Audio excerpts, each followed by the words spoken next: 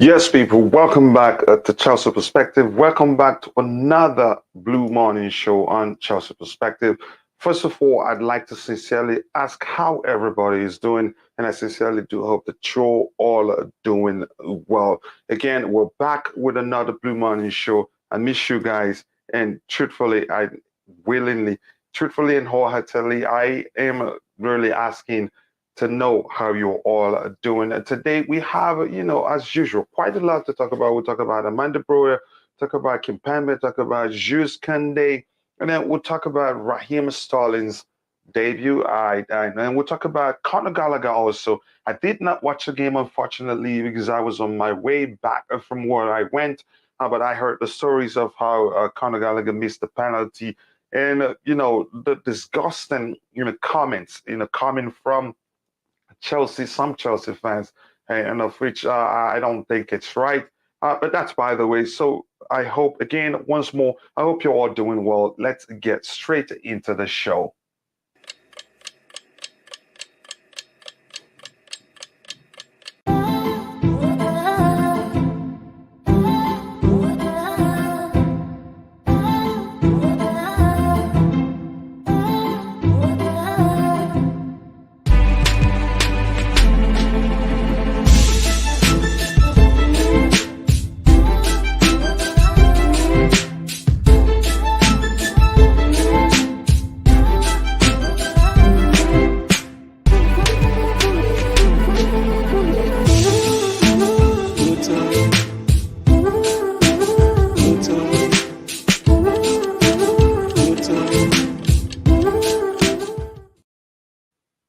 Yes, people, again, I hope you all are doing well. As it is in Chelsea Perspective, the traditional Chelsea Perspective. First, it's important that I go through the chat and find out how everybody there, how they are doing. Because so family here, and the first person here is IBZ. I keep the blue flag flying high. He said, looking at the game, do we still reckon we don't need a number nine? I think maybe you misunderstand the argument, but we'll talk about it. Hopefully, you join the panel so we can talk about it here.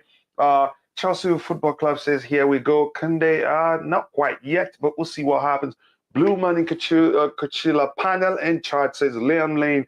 Liam Lane, I'm happy to see you here. I hope you're doing well. And at this point, testing positive, negative to the dreaded C word. More importantly, I hope you're recovering, or even you've recovered fully. That would make us happy. True Blue says, True Blue, by the way, how are you doing? I hope you're doing well. He says, IBZ, get it straight here. Tuchel won't play in number nine in official games as zero. Tommy in petulant or not, I resent the patent number nine wanted to leave because he knew he had no chances. As simple as that. And if you paid attention to the way Thomas Tuchel operates, you'd know really that he's not going to play a traditional number nine. But maybe you're thinking about something else. Good morning, Kachila. Good morning to you, Oscar Lee. How are you doing? IBZ, so you're saying number nine is not needed. True Blue, watching it yesterday, you reckon a number nine is useless to us. Again, we're talking from if you know the manager quite well, when you're talking about number nine, it depends on the type of number nine you're talking about. Because if you sign a traditional number nine for Thomas Tuchel, you wasting the club's money because he will frustrate the person to death. Again, I can give you some examples to prove the point here. We need to get a new attacker. If you say forwards or hybrid number nine, again, maybe that would make much more sense when you're talking about a team that is coached by Thomas Tuchel. No, Chinedu Abiagam, True Blue has told us we don't. Not about True Blue. It's about the manager. If you understand the manager quite well, you will get what we're talking about. And here we have Shama Yosef, one of the queens of the house. Shama, I hope you're doing well. And Wendy, God bless you. And thank you so much for finding the time to join us here. Also, if you guys are coming in, please take a second to like the video, because the more you like the video, the more the YouTube algorithm will be triggered, and the more more people will be able to reach. And more people will have here, the more the fun the show will be. And I'm glad to have Emperor with me in the house already. Emperor, how are you doing, brother? Yo, afternoon from the side of the planet. Hope you're good. Mm. Yeah, still a bit sleepy, but yeah, I caught the game yesterday, so yeah, there's a lot to dive Yeah, into. so probably Like, you had to stay keep awake to watch it. yeah, because in South African time, I think it was like 2:30 in the morning, so yeah, Mm. it's not convenient. So yeah, No, it's not. hey, But when you're dedicated to watching your beloved team, you can do anything. For yeah. that to happen. Yeah. Yeah, I want to ask you this before we get into the show proper. There's quite a lot, a few of which I didn't get to watch the game, but I really want us to talk about Chelsea fans' behavior towards Conor Gallagher after he tried the Panenka and, ended up missing the penalty and all that. And Raheem Sterling's uh, uh, um, debut, because I'm hearing quite a lot of good stuff from Chelsea fans. But first, I want to get your how you feel about the transfer window so far. Are you confident? Um, the way it seems like it's going, Mm, at first I was hella frustrated, like we didn't have anybody and we were all over the place. As now it's getting into, like the daily thing of we know what we want to do. And I think next season it's evident like we're gonna be having a back three like the whole season.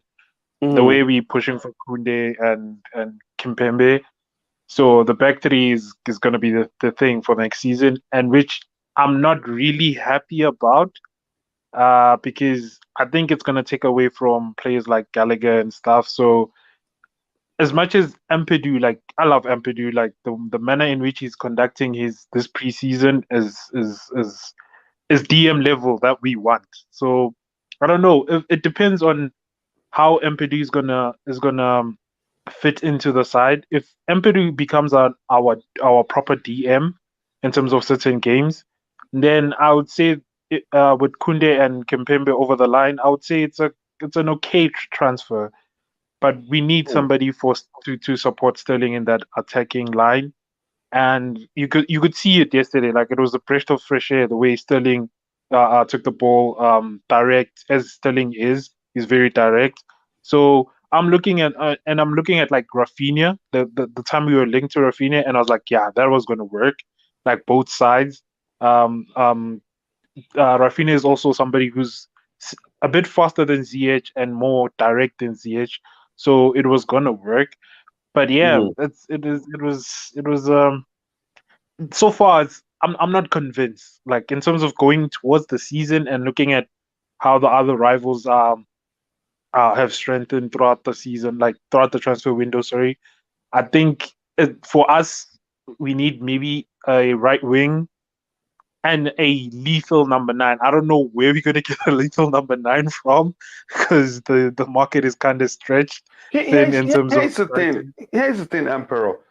I think you could argue that IBZ is making the same argument in the chat regarding a number nine. But let me just catch up on the chat, and I'll come back to you so we can talk about it. And let me say maybe in detail or a bit before we move to other topic there. Again, how is Koundé still? Koundé still. We'll get to it in a bit, and we're watching.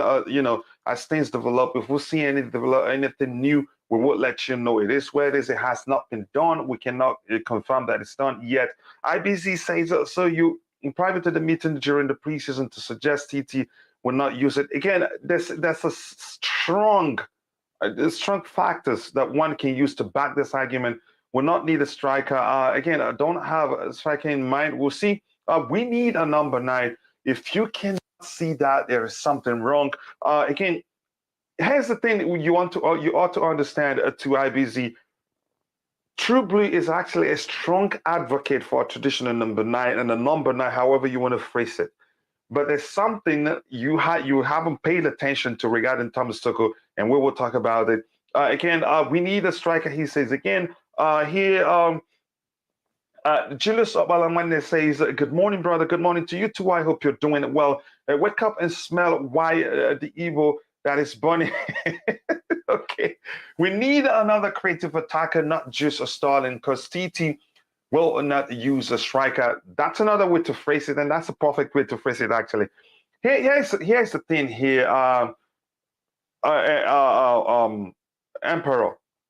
Now, Thomas Tuchel, if you followed him from Mainz, let me say, just let's forget about Mainz to be safe. If you followed him from Mainz, if you followed him from Mainz to Borussia Dortmund to PSG, and then to his time at Chelsea so far, he's not known to make good use, to put the traditional number nines to good use. He prefers hybrid number nines, and that hasn't changed.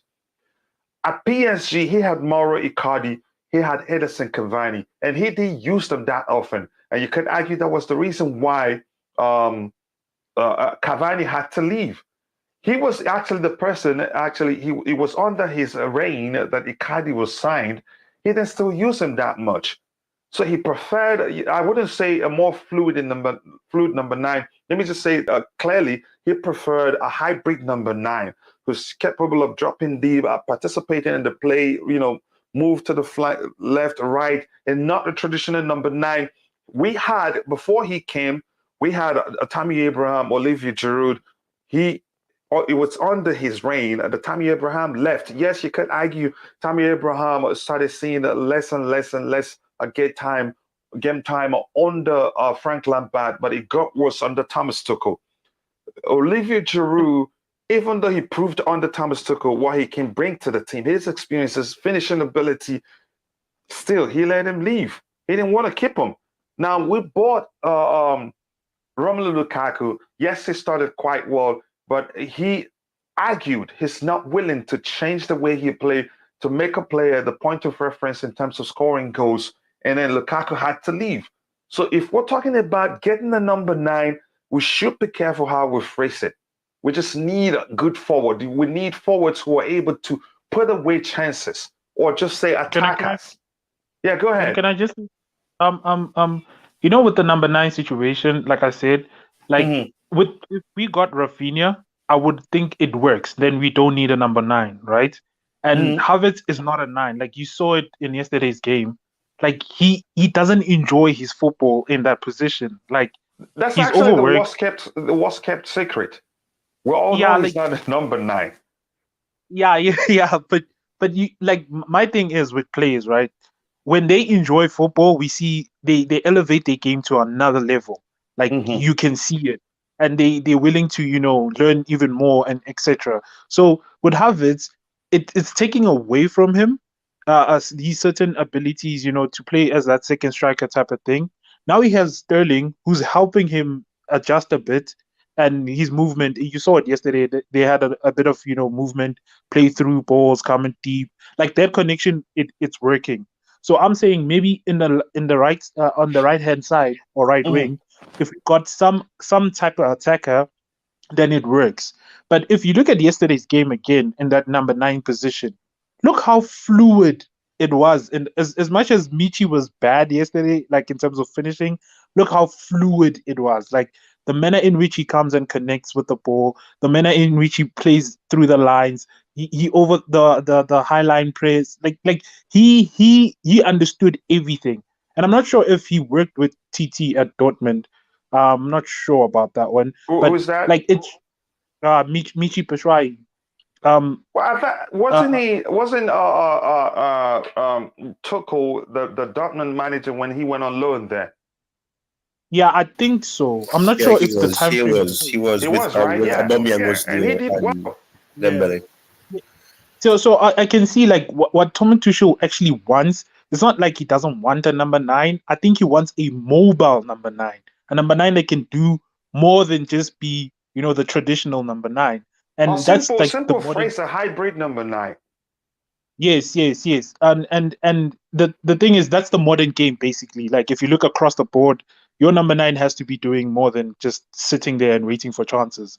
So look at Michi yesterday. As much as his finishing is so horrible, like he was good. I would say this. I'm the only Chelsea fan who saw that game yesterday, and I was like, hey, like Michi's his link-up play is good. Like he's doing the right things. And I'm looking at Broja, and I'm like, Broja is almost similar, the same. The question is he's finishing. So, looking at yesterday's system and the way we play, a fluid number 9 would make sense. Havertz is fluid, but he cannot finish. Like it's not like a secret amongst Chelsea fans. Like he's good in terms of movement. That's why he's best as that hybrid 10 or second striker Mm, situation. But in front of like the nail number 9, he sometimes, like, I looked at yesterday's game. The way Michi, like, I'm sorry, but the way Michi linked up play basics, like, he's so natural in that position, and it gave our attack a bit of oomph going forward. And then I want to say as well, to the people who say maybe we need more of a creative outlet. I hear that chat as well, but then the question is, isn't Gallagher that person? The only problem is that Gallagher is going to be playing deeper, and you saw it yesterday. He was frustrated. He doesn't want to play in that role.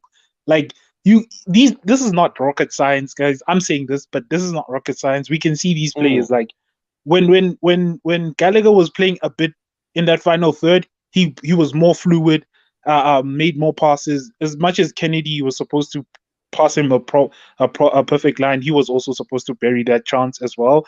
But, like, we can all see this. Like, these players want to play up front and not in a pivot. But the way this 3-4-3 system is not going to allow Gallagher to be the best. Now, my solution is put Ampadu in that CDM, push Mount and Gallagher as the 2-8 up front. And every now and then, if we play a very serious team like a City or Liverpool, then you can mm. play the pivot of Jorginho and Kovacic. But yeah, like, that's my chat in terms of the number 9. Yeah, Broja, if he wants to leave, I think it's in his hands if he wants to leave or not. So we can't yeah. We'll, hold we'll, our we'll talk fingers on about him. Broja to ask, to answer the question. Should Tuchel actually let him go since he's pushing to leave? But I don't think if you really want to keep a player who's contracted to the club to 2025, I don't think it will make sense. If you feel like he will get the job done for us and you don't want to let him go, again, why let him go even if he's pushing for it? But again, since we started that number 9 talk, I will bring in a Thai talk, bring in IBZ so we can round it off, put it aside. Maybe in another show we'll talk about it, the whole show to sort it out. Ty, and by the way, bro, IBC, welcome to the panel, and Ty, welcome to the panel. I hope you guys are doing well. Yeah. Not too bad. I'm just finishing off this work and I'll join you. Okay, brilliant, brilliant, brother. Always, as always, I hope you're doing well. More importantly, I'm going to catch up with the chat and I'll come back with the panel again. Thank you guys for the tremendous support in this channel. Again, I've been away for 2-3 days now. Yet, look at how many people who have already participating in the show. That makes me very happy. And again, yeah, Choma yourself says, please hit the like button and subscribe if you haven't. Yes, please do what she told you. Choma asked us. I did ask the panel a very interesting question the other day, and it sparked fire, and I loved it. Choma, nice to see you again. I hope you're doing well. El Monstero 360, your name already shows you're probably from Spain, so I'm not surprised that this comment says Koundé wants to play Barcelona. Yeah, we heard that. Let us know how you came to that conclusion. If you go onto the pilot and as some kind of expert, but I can no, again, we shouldn't talk like that when people. If you're arguing with people, we should be respectful to each other, even when we argue against each other.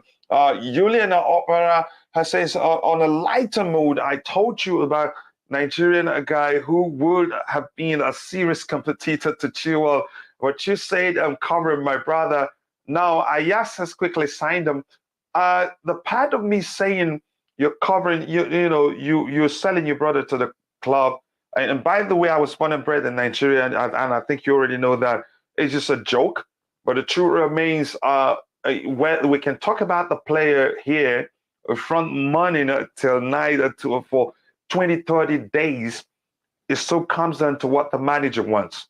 You get my argument right now. And Bobby, how are you doing, brother? I hope you're doing. He said, big up. 100% transfer business really need to be completed this week. The Premier League starts in 2 weeks, and Chelsea FC is by far not ready. You could argue that he can adjust, though. We'll see. I think people needed to calm down after that friendly last night. We have to back line. Again, it's a friendly, it's a preseason game, and you could argue, the lineup also is experimental. If you want to see it that way, so I wouldn't judge anybody. Again, if you're awful, there's to an extent where we can see it as you're not good enough. We'll know, but you could argue that isn't really the case. It's preseason. Those things do happen. We've seen it before. We're going to be in a mess. I'm not sure. His name is Calvin Bassey from Rangers, the strongest left-footed.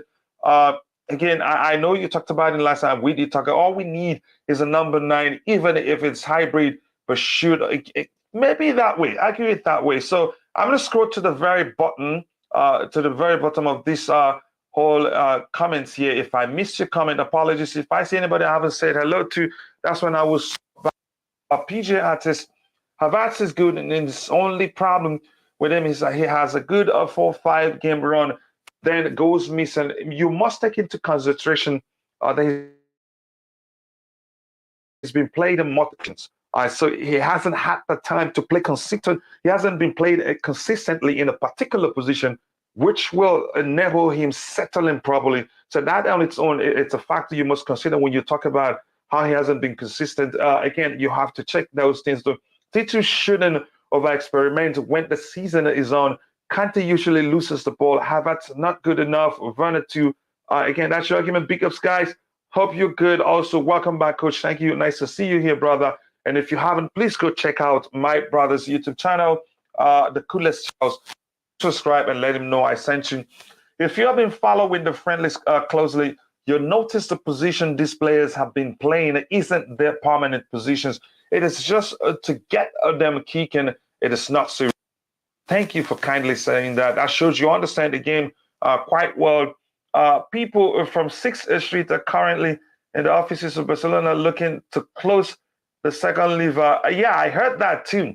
But we'll talk about as the show progresses. Again, Ty, Kachila, if you're talking to me, IBZ went into the attack. So again, you two should slug it out there. But what I'm saying, from what you guys, without anybody, whether I talk or not, just be respectful to each other. It's as simple as that.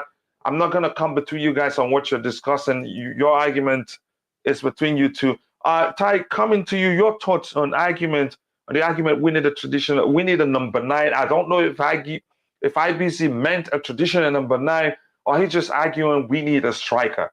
But Ty, your thoughts, do you think we need a striker? I think we do. Okay, go ahead, elaborate. Not actually. God bless you, bro. God bless you. I did come. Go ahead, Ty. The thing is, we do need a 9, but I think now everybody looks at a 9 probably as a target man.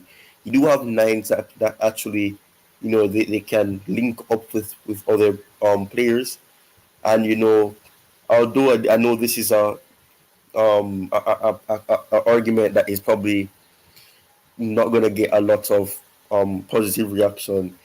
Despite Batch, I think I heard somebody say that Batshuayi is not a good finisher, but he does have some level of good link-up.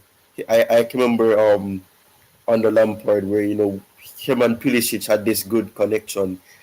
So a player like Batshuayi with finishing does well. The thing is, people are giving Havertz a hard time, forgetting one key thing, that he's not a number 9. He's more of a supporting striker or attacking midfielder. He should be in a position similar to where Mason Mount is, but because Tuchel sees him as a player who could play as a deep lying forward, he utilizes him as the 9, but he's not a 9. And I think if you get a number 9 in, it takes off a lot of that pressure on Havertz, because people think he is a number 9, but he's not a number 9. And he's always expressed that to him he's not a number 9. He thinks he's in the middle, and in the middle is technically calling himself a supporting striker, somebody who is right behind the forward, and possibly like a Thomas Muller at Bayern Munich, somebody who you can consider a forward, but at the same time isn't the main man up top. Somebody who comes in with goal, links up with whoever is there. And the example I use with Thomas Muller, you can use Robert Lewandowski. He is someone who he's a number 9, but he can link up, create, and make passes along the attack. So somebody like that is what you need. So I'm not a traditional number 9, like a target man who will stay central, probably run when necessary, but Let me ask. Go ahead. somebody who can actually, help the attack in terms of passes and linking up with the other players in the front three. We don't really have that, and I think people keep having this wrong impression of Havertz, saying that, oh, he's not a number 9. He's still adjusting to that, because Tuchel's system demands you to be in a certain way where you have to be fluid. You have to have these 1-2 touches, making these passes quickly, quick ball retention. That's his system. So it takes time for players to do this, and people need to remember that the reason when you have no support, and I just want to quickly add that at Bayer Leverkusen, he in his last season, after Julian Brandt left to Dortmund, a lot of the pressure went on him. Julian Brandt and him were friends for the sole reason that he would support him in terms of taking off a lot of that pressure, him and him linking up. We don't have that good link-up play at Chelsea. And all these attackers, the only positive I can say is that Sterling was actually linking up, trying to get passes into Havertz. But considering the fact that the second half team, we had no Kovacic, no Jorginho, there was no fluidity in the midfield. There was just everybody with all the position, running all over the place, disjointed. The other team. So why jump to the conclusions? You just mentioned no Jorginho, no Kovacic, no link-up play. That those two players, the absence of those two players, a lot would be missing from the team. So those you could say the lineup was experimental. Yes, but it also highlighted the fact that I will seriously say that don't we have this and Gallagher? For me, I'm not really confident. I think Gallagher can do something, and Tuchel still experimented with him in a position where it is pretty obvious that it's not his strong or his best position where you can get the best out of him. And the sole reason is that you can only in this formation, or the formation that was used on paper, you can only have one of Mason Mount playing while accommodating Sterling as well. Gallagher needs to be in a position where Mason Mount is in, but because we can only have two other attackers, or two attacking players, along with Havertz. Well, in this case, Gallagher had to be in a more deep position when it's pretty obvious that he's not a DM. He's far from being a 6, but Tuchel is going to persist with this because he sees Gallagher as this high press, trying good at winning the ball back player, when the greatest position for him is as an 8, where he can create, and like the first game against Klomenko showed, he has that creative length. He can create passes, but we don't utilize him in that position. We'll talk about Gallagher, Ty. Another question I want to ask you quickly is this.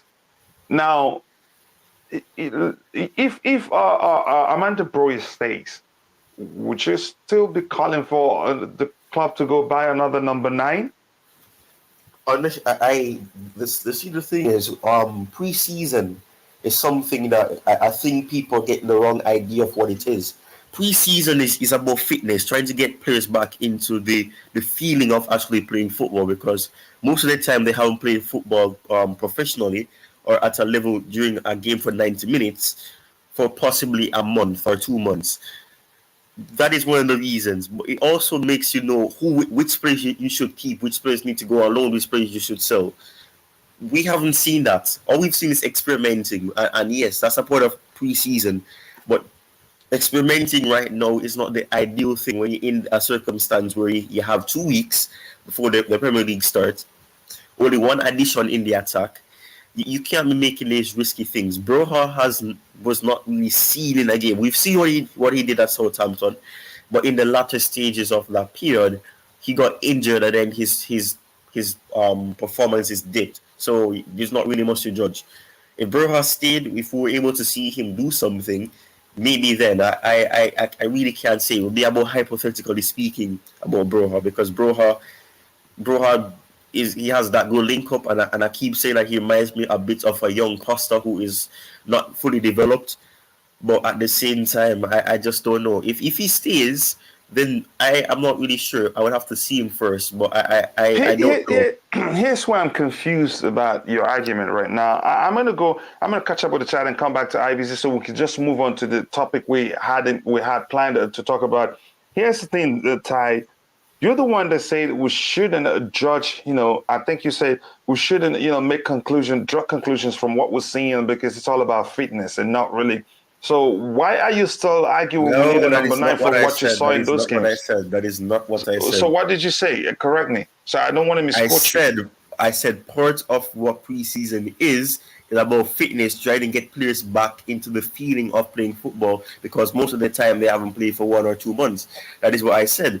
That's one of the reasons. Okay, now I get it. No, I but get your argument. that's the thing. So the point I'm making is that I cannot. Yes, you can't judge them fully because it's preseason, but at the same time, you have to understand that this is the exact same way that the team looks during the season that we've had in the past. They look robotic. They look like they don't know what to do, like they're lost. And this brings back to the fact that even though he just came in as a little friendly debut, he was the only one that looked instinctive, and that's Raheem Sterling, because he's the one that was actually he didn't really get the ball a lot. Whenever he get the ball, he's the one that's pressing and running and getting past defenders, using his space, and trying to link up when possible. That is the only thing. The other attackers were just inconsistent. They didn't know what to do. They were passing the ball backwards. So to me, what I'm saying is that although it's a preseason game, this is the exact same way that the attack plays most of the season. There's inconsistency there. There's little link up play. The passes are off. And to me, what I'm saying is that without a Kovacic, who has proven himself to be key on the Tuchel system now, we don't have that same impact without him there. Because in the first half, he actually saw fluidity. Michy Batshuayi, we had more shots on target, more shots going into the box, more creation. But in the second half, Jorginho was off the pitch, Kovacic was off the pitch, and it dipped. And that is because we didn't invest in midfielders who actually can be in the double pivot and actually have an impact. Sorry, bro. Just to come in. Do you think that's going to be a problem next season? Because if you look at the amount of midfielders that we have, like, how are we going to make sure that, like, for me, this preseason, I think certain players need to show why they need to be starting. And we can only pick certain, like, probably 3 midfielders that are going to be starting game in, game out. And then others are going to be forced in terms of, like, wing. Like, Mount is probably going to be playing in that right wing, which we all know that that's not his best position, but he does a job to a certain extent. So what does this mean for the Gallagher, the Ampadu, etc.? Because if you look at, we have a lot of games and the 5 substitution rule is gonna help, yes, but for certain players, a game in, game out makes them perform even better. So, and I'm focusing on like the Gallagher type of player who likes playing around, the Mount position of an 8. But in this position, like it's kind of like right now in that midfield, we're so unbalanced that it makes it a very big question mark. And with Thomas Tuchel experimenting, I think he needs to fix that first. And then the front line would probably flourish if that is balanced. Because if you saw in that first half, as you said, we were balanced a bit, and the front line was not firing, but like the creation was coming from all sides. So if we get a proper midfield that's balanced, maybe that's where Thomas Tuchel needs to focus on and not everywhere else. Because the defenders are done. If we being frank, like we're probably gonna get Koulibaly and Kimpembe and Koundé. So that midfield is the biggest question mark. All right, let me try and catch up with the chat. I'll come back to IBZ because he hasn't said anything, and I wanted to get pick so we can move on from the striker thing, number 19, and we'll talk about the next thing. Again, I've read that one. Batshuayi was mobile and fit well. How we play, but due to his misses, due to he misses a lot of chances. Hope it's not the number 9 we want. Again, there's no. I don't want to go into that really. Jesus would have been a perfect feeder for the number 9 position alongside a consistent goal scoring winger. But apparently Thomas Tuchel doesn't want him. Again, we have 142 people watching and we have 38 likes. So if you haven't, please take a second to like the video and also do subscribe to the channel if you haven't. Again, thank you for all your support. I sincerely do appreciate that. Kuchila, you know full well I want 4-3-3 a striker. I agree with the person about Mishi. Again, I know you want 4-3-3. You want wing plays. You want a system that would accommodate the natural wingers we have at the club. But Thomas Tuchel hasn't played in that.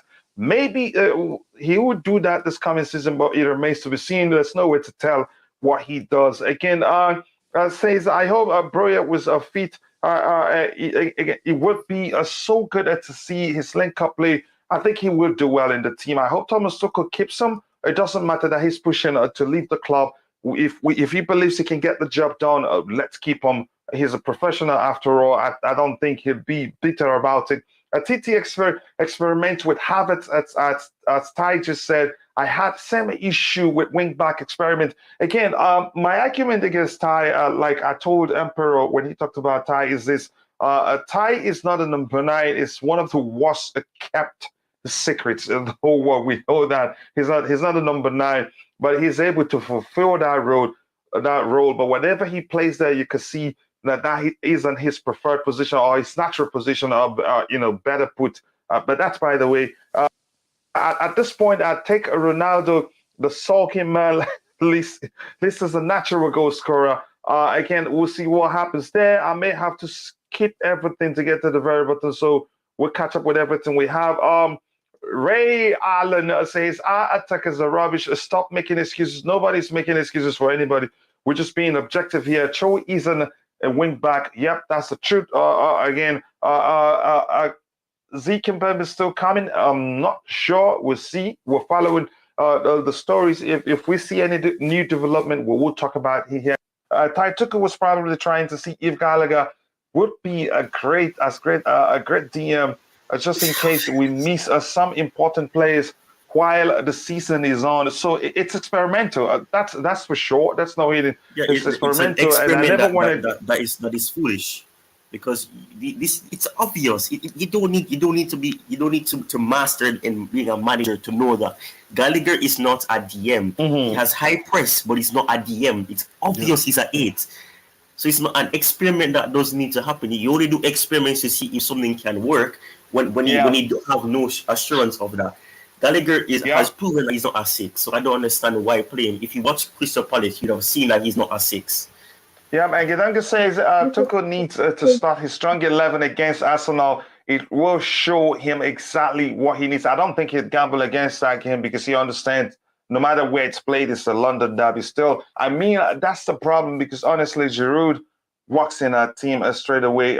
But we know why he wouldn't at this point. It's just 2 games tied. We again, I get your argument there. I'm going to scroll to the very bottom so that I don't care if it's preseason. Our attack has no pattern of play. This is Tuchel's fault. Our attack is in need a spoon of feeding. Look at Man United cooking all the thing. No, man. Again.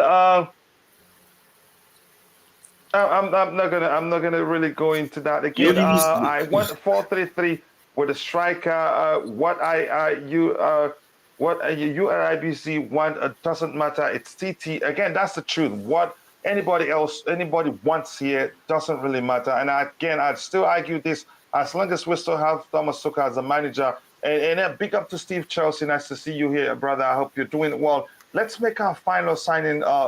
Especially at the defense, and see if with a change formation. I think, from what I'm hearing, I think Thomas Tuchel is looking to sign attacking players too. I hope he does that. Tuchel is testing the players how they would play them off position. That may well be the case, but that argument doesn't really make sense to me. What was the point of Emerson being a center? Yeah, center back should have been a left wing back, not Alonso, who would believe in too much experimenting. It just doesn't make sense. Giroud wanted to leave Chelsea on a free, and was already talking to AC Milan. Oh, okay. That may well be the case again. But did Thomas Tuchel use him that often? That's another question you want to ask, but I get what you just corrected there. He didn't I'm going to play. scroll He to the only very played bottom. against IPZ, Atletico Madrid. I want you to comment about the number 9 argument. I want us to move on from it, really. Good Your morning, thoughts. everyone. How's everyone Yeah, good morning doing? to you too. Big up, I IBZ. Big yourself up, brother. I asked a question in the panel. I asked a question. After yesterday, do we still believe we don't need a number 9? Just forget the performances, even if they lose. That's irrelevant to me because it's still preseason. Now, can I ask you this quickly? What's your reason for asking that question? Because what I saw yesterday was the fact that we missed a instinctive balls were in the box where instinctive strikers or instinctive goal scorers will put them away. I'm not saying that this is our squad and this is the be all and end all. Tuchel may see yesterday's performance and see that we may bring in someone to be a number 9. Maybe he might do it with Broja, with it imminent, or obviously it's imminent that it may be going. Might do that with Werner, might do that with Kai. But what I see that we need a number 9 striker. Now it doesn't have to be a target man. It doesn't have to be 6 foot plus. Yep. It just needs to be a striker. Yeah, and would you not take Samaka? Let me finish. Forget who we take. I believe we need a striker, a goal scorer to win us games. Yesterday, it was unfortunate that we didn't really have that. I'm just going off the play. I'm not going off I know players are tired of getting into fitness. I'm just going off the play. The play with Pulisic, Ziyech out on the left. You can see he's not as direct. Balls were coming in. We haven't got a finisher. Batshuayi took a shot. It went so wide. It went to Pulisic's feet and it went in. We don't have that clinical pivot up front that will make our games be won. And that's the concern I have. So I asked the question, because I've been an advocate that we do need a striker, whether it be traditional, whether it be an advanced forward, complete forward, a poacher, a target man, whatever. A striker is needed, a goal scorer is needed. So I asked for a question, and I think True Blue said Thomas Tuchel wouldn't play that because we've seen that in the past. And I just got to ask, are we privy to what is the meetings inside these preseason meetings to know that what he needs or what he wants? Or are we basing it off a flop in Lukaku? If Lukaku was scoring goals, be it the system, a goal scorer is a goal scorer. Be it what system? Yeah. So if go ahead when you're done. If Lukaku was scoring goals, would we still say he's not a Thomas? I believe Thomas Tuchel needs a striker. I think he will get a striker. When I saw Havertz play, the ball came in from Gallagher, ball missed. I'm not saying he'll probably score that. He'll probably score that on another day. But those things, you just look at that and you're thinking, hang on, a number 9 there, that's putting buried. And my personal concern is that we don't have a striker properly going into next season, and that may be our downfall. And I don't know why I feel I'm the only one being concerned about this when I see that our rivals have got strikers and the fact that here's the irony. Actually, here's the irony. Let me say something quickly. Do you know the same argument you're making is the exact argument that True Blue makes? Okay. So he's just trying to tell you, let me explain something, to just forget it. It ain't going to happen. If you're talking about, maybe he thought you were talking about specifically a traditional number 9, which I will not advocate for under Thomas Tuchel. Number nine, whatever he is, a striker. That's not a hybrid, not someone that can play a striker. So you will now have arguments that, whoa, if Ronaldo was there, I'm not saying we need him. I'm not saying we're going to get him, but I'm saying we need a goal scorer, coach. We need a goal scorer, someone that's putting in goals. And I'm not going to use Lukaku as an example of why we can't have a striker, because at the end of the day, nobody's using Lukaku as an example. If you follow. Go ahead, brother. Go ahead. Not you, coach, but whispers on our fan base suggest that we've seen it with Lukaku, that Thomas Tuchel doesn't know how to. He didn't want Lukaku. That's all irrelevant. A goal scorer is a goal scorer. What man don't want a goal scorer? Yeah, that's just blasé. I just believe Lukaku was his own downfall with his form, his injury, and his talking on the net. That was his own downfall. Albeit, I think we would have had a good striker in him, bro. So I believe we need that goal scorer. We need what we wanted from Lukaku. We need it, and I don't understand how we see different. How we can put that rest our laurels on Kai Havertz, someone that is not a number 9. He is a hybrid number 9 that I keep hearing. In my opinion, he's a number 10 straight up. Yes, you can play him up front. I do digress. You can play him up front, but not if you want to go for a 38 game season plus an additional 20 odd games through FA Cup, Carling Cup, and Champions League as your number 9. I'm sorry, coach. We need a goal scorer. That's just what I believe. Just a quick question. With us needing a number 9, I just have a quick question. I understand the chat, right?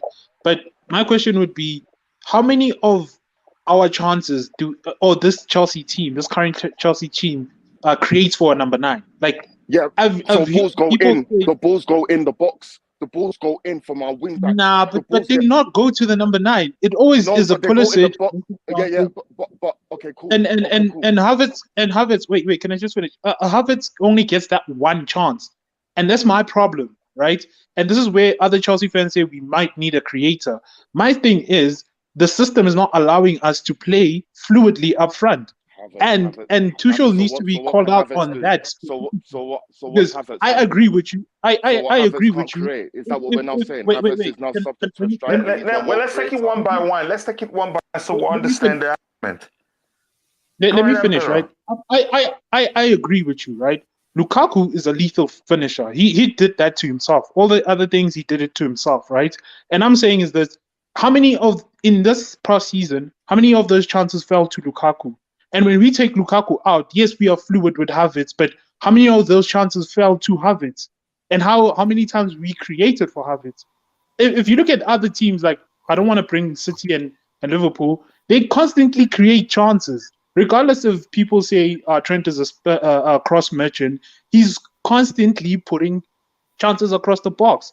And if you want a number 9, we need to be playing towards his strength. Regardless of who the number 9 is. I don't care about player names or player profiles. I'm saying the same thing will happen again. Yeah, this is what I'm saying. If we get Ronaldo, Ronaldo is just going to be doing the same thing as Lukaku because we're not going to be creating towards him. That's what I'm saying. Why don't we play players to their positions like I've been advocating? That's an argument. Should be pointed to the manager.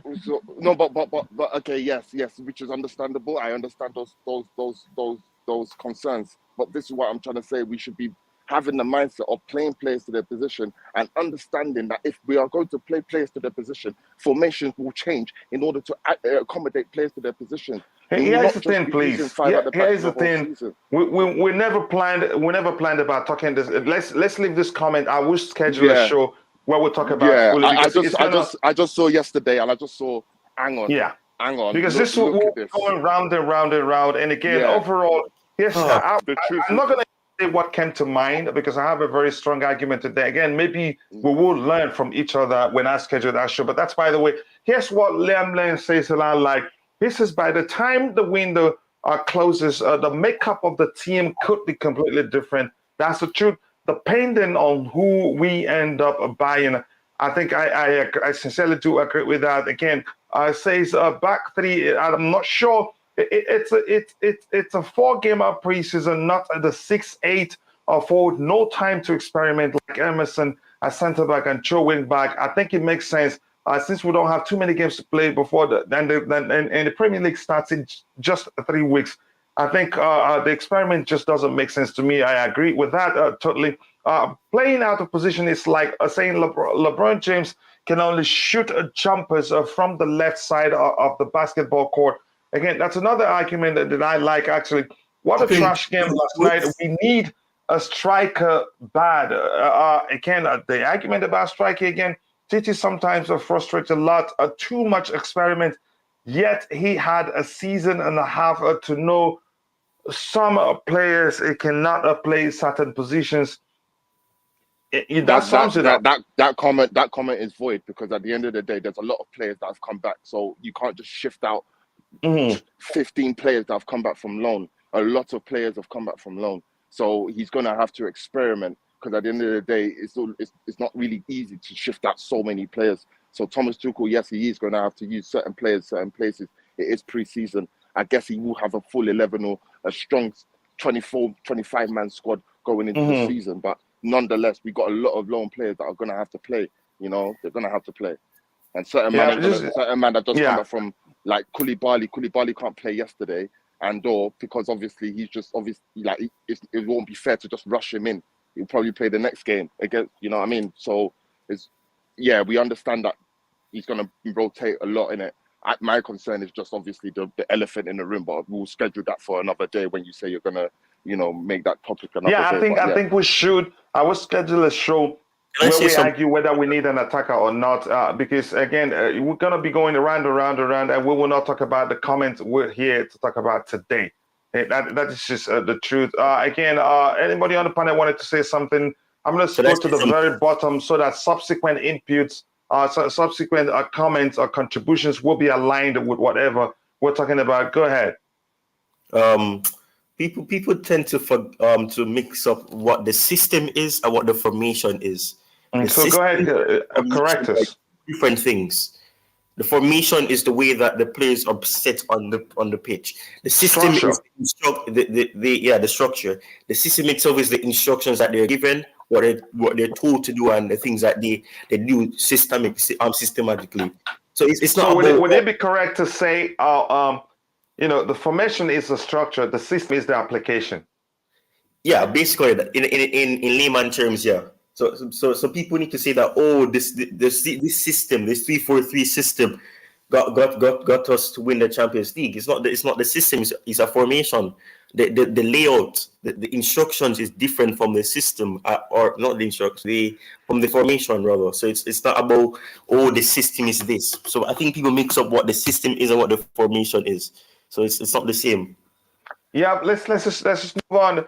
And let's start talking about what we have to talk here. Let's start with this guy, this here on the screen. Just give me a second. I hope I'm in the right window side, so I'm not everywhere. 1 second here. I want to move this one from this guy here. Yes, go ahead. Pavard's back on the list. The Havertz is what? Pavard. Yeah. We'll talk about him too. Again, I just want let me quickly let's talk about Kai. Let me get your thoughts on where we are with the Jules Kounde pursuit. And by the way, Deals, welcome to the panel. I hope you're doing well. You got. Ty, go ahead. Let us know what you think about the whole Jules Kounde. Not a conundrum yet, but your thoughts on the club's pursuit of the guy. I mean, to me, I've always said that he was last choice. And I mean, if we had gone in Ake or De Ligt or somebody like that, I don't think we would have gone for him. But if you name that's fine. He was always the main choice for me to bring in because we had other defenders at the club already.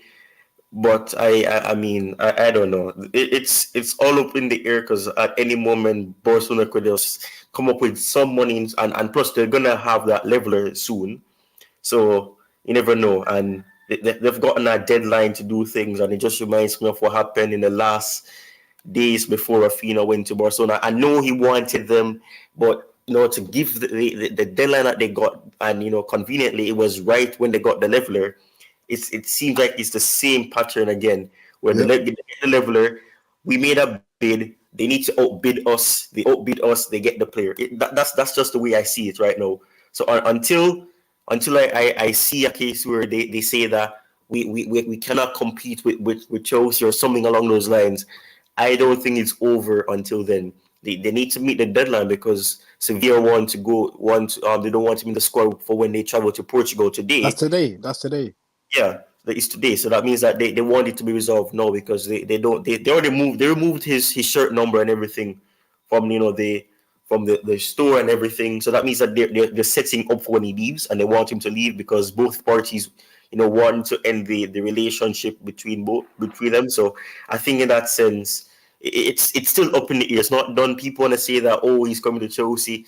It's possible, but at the same time, it's not done until whether or not Barcelona decide not to compete, or rather they just don't meet the deadline, if there's actually a deadline, and Sevilla are not just playing games with us. Again, it's not done until we see the player holding the shirt, and the club releases a statement. Again, this reads: Jules Kounde has been offered a 5-year contract by Chelsea. They remain confident of securing a deal. They remain confident. Clearly shows you that the deal isn't done yet. A deal after placing a bid of 52 to 55 million pounds. Club negotiators have been in Sevilla for a week. And Ty, later on, ask me why I think Chelsea will still get him. I will let you know. Again, maybe my theory could be wrong, but I want to get your thoughts. I want to get your thoughts, Emperor. Your thoughts on the Koundé, situation. Do you think he will still get him, or do you think he ends up as Barcelona? Let me just phrase it like this: do you think we will witness another Raphinha story? Emperor, are you there? I'm sorry, can you repeat that? Sorry. Yeah, my question is: do you think we'll get Koundé's deal over the line, or do you think we will witness another Raphinha script? The last time I said we're gonna get Raphinha over the line, things happen. So I'm not sure. Like at the moment, the way this transfer and how Barcelona are moving, I just don't like Barcelona. Like I never liked them since like around 2008. But now it's like I don't like them. Like what they're doing is kind of shady to a certain extent. Like nobody knows where the money's coming from. Everybody's talking about levers and all of that. It's okay, it's fine, but like Spotify. Not even Spotify. Like they have actually mortgaged their financial future. It basically Barcelona, they do have money. They have money now because of what they have sold in terms of their image, like their rights and what have you. So they do have actually, they actually projected to have actually more money than we actually expect. It's obviously based off, performances. Now they're basing it off the performances that they'll bring, the returns they'll bring. They're confident they'll probably get some silverware, and and it will all play into fruition. Obviously, we're just looking at it like, I swear you lot said that you lot are broke, so how you lot spending money? But with the off the field commercial situation, they've been able to sell. They've been able to free up a lot of money. I heard in the region of let's say 200 million or so. So they've actually they've not cleared their debts, but they've allowed themselves leeway to perform in this transfer window. Which I don't see anything wrong by no. They're selling their assets. Model. Yeah. It's their business model. Is how they want to. They see But, themselves fit. And I think Emperor was still talking. Let's let Emperor finish. Sorry. No worries, yeah, bro. I was just gonna finish up and say, like, with Koundé, like, it's unfortunate what happened, like our circumstances in terms of sanctions and all of that. We went for him previous season. We've been scouting him for like almost a year now, so it's kind of I understand why he would hold on to see what Barcelona offer to a certain degree, because we've been on and off with him for almost a year. So I think it was supposed to be a deal that's, if this deal was prioritized when the transfer window began, I think it would have been done a long time ago. So I think the fact that we paused and went for other targets, it's kind of like putting a doubt in him. So yeah, like I think it's gonna get over the line, but at the end of the day, it's up to Koundé and what he wants. And the fact that he's waiting for Barcelona is not good. Like I Is don't that know a really the lot. case? Is that really the case? I don't think he's the one holding up the No, tail. I don't think he's waiting for the Barca. director is waiting, not him. The director is Yeah, waiting. yeah. The Monchi. Sevilla director, so that they can get more money. No, they Yeah, want to but see how they react. That's the way it's quoted. That they want to see how Barcelona will react. They've gotten an offer. They're looking at it. Now they want to see how Barcelona And, react. I'll tell you guys why I think Barcelona will not react. But that's, by the way, I want to get everybody's thoughts. I want to get Deals, your thoughts on the situation. My thoughts on the situation. Mhm. I feel that Koundé is looking at the situation now. Obviously, we was interested in taking De Ligt before, and that didn't go to plan. And Ake didn't go to plan. So now we're going after Koundé. He's probably looking at the situation thinking, what's going on here? Why am I not first option? So Yeah, but if you're talking about options, maybe but that's my only concern. That's my only concern. go ahead. That's my only concern that he would be looking at. Why all of a sudden? But maybe was it a smoke screen that was going for these players, or was it that Koundé was How still about on the the list? possibility that Yeah. Chelsea has always been in contact with him and Yeah. told him, we need you, but we need to see if we can, get you for a lower fee. That's a Yeah. chance. That's the case. That's the Yeah. case. Why did they not just go for him when Yeah. Sevilla had that deadline of July 5? They said after July 5, you're gonna have to pay And more how money. can you confirm that, Ty? How can you confirm Because that they had a the deadline? director himself came out and said that yes, there's probably interested in Koundé, but we have a deadline.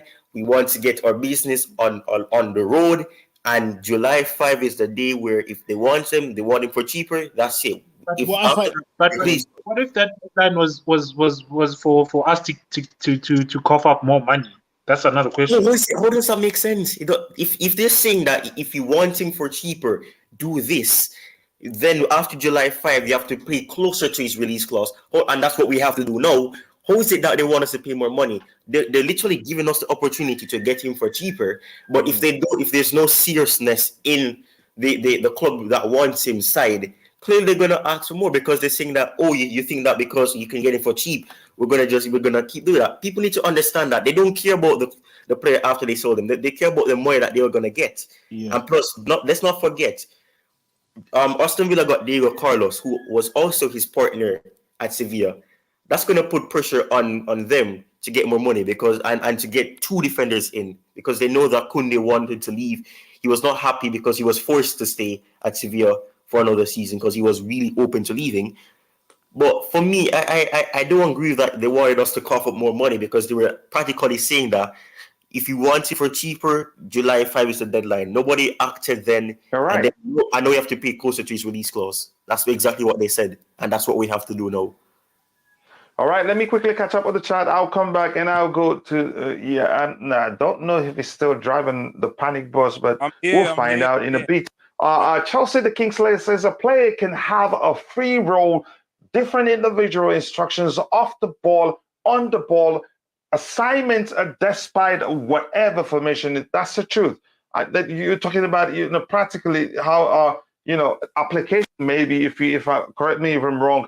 But I understand you're coming quite well. Again, Barcelona is still fighting. As Tuchel doesn't go for him. It's again, Barcelona are not broke. We're getting that wrong.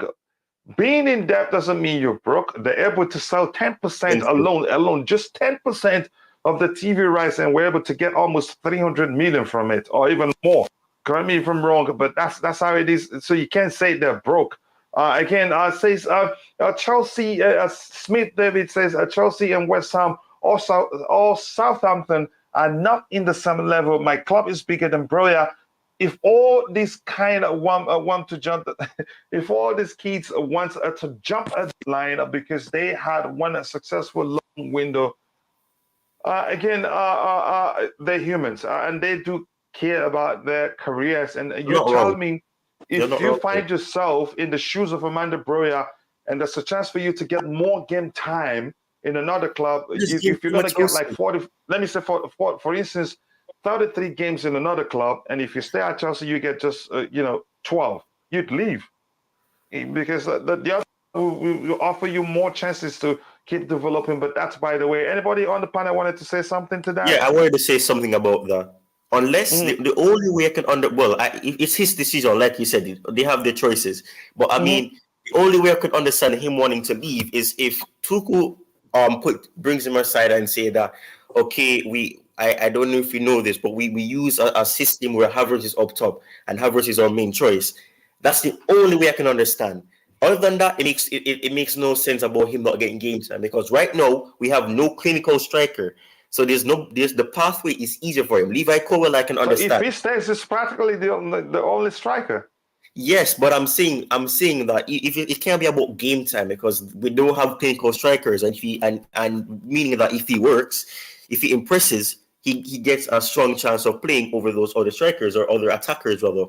So I wouldn't agree with it not about being game time. The one that I can agree with is Levi Colwill. Although he needs to work first before saying that I need assurance to do this, of getting this amount of game or getting minutes, you need to work.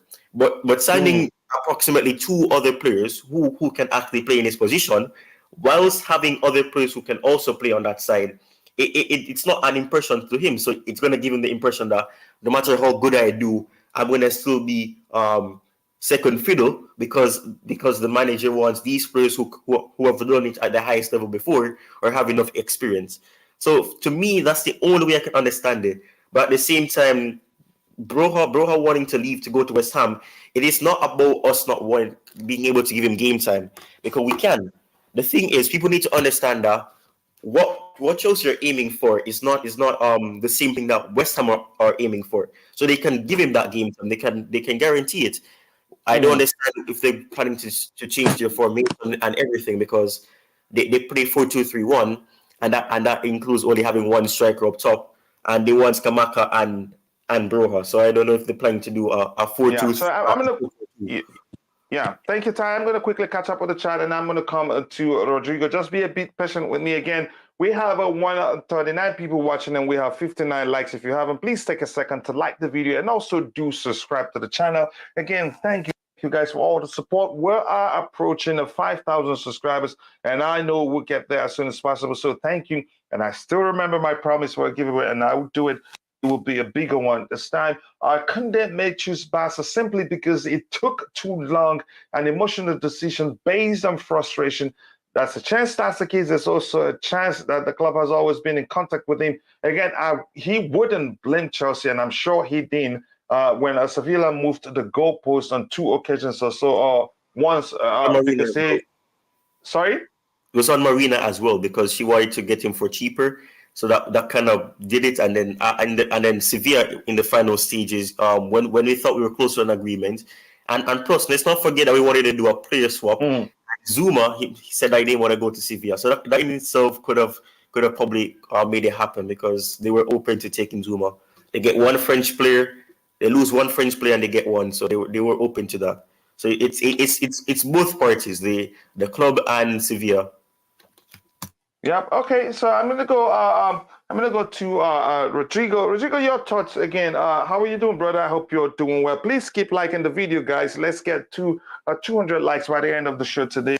Rodrigo, your thoughts on the, you could call it Koundé conundrum. What you're hearing? Are you confident, or you're open to carrying more passengers on your panic bus? Big up everyone on the panel, and big up everyone in the chat as well. Big up to you too, my brother. I might be the only or one of the few Chelsea fans that actually don't rate Koundé that highly. Quickly, do you rate Delete? No. Do you rate Koundé? No. Do you rate Kimpembe? Yes. Okay, no.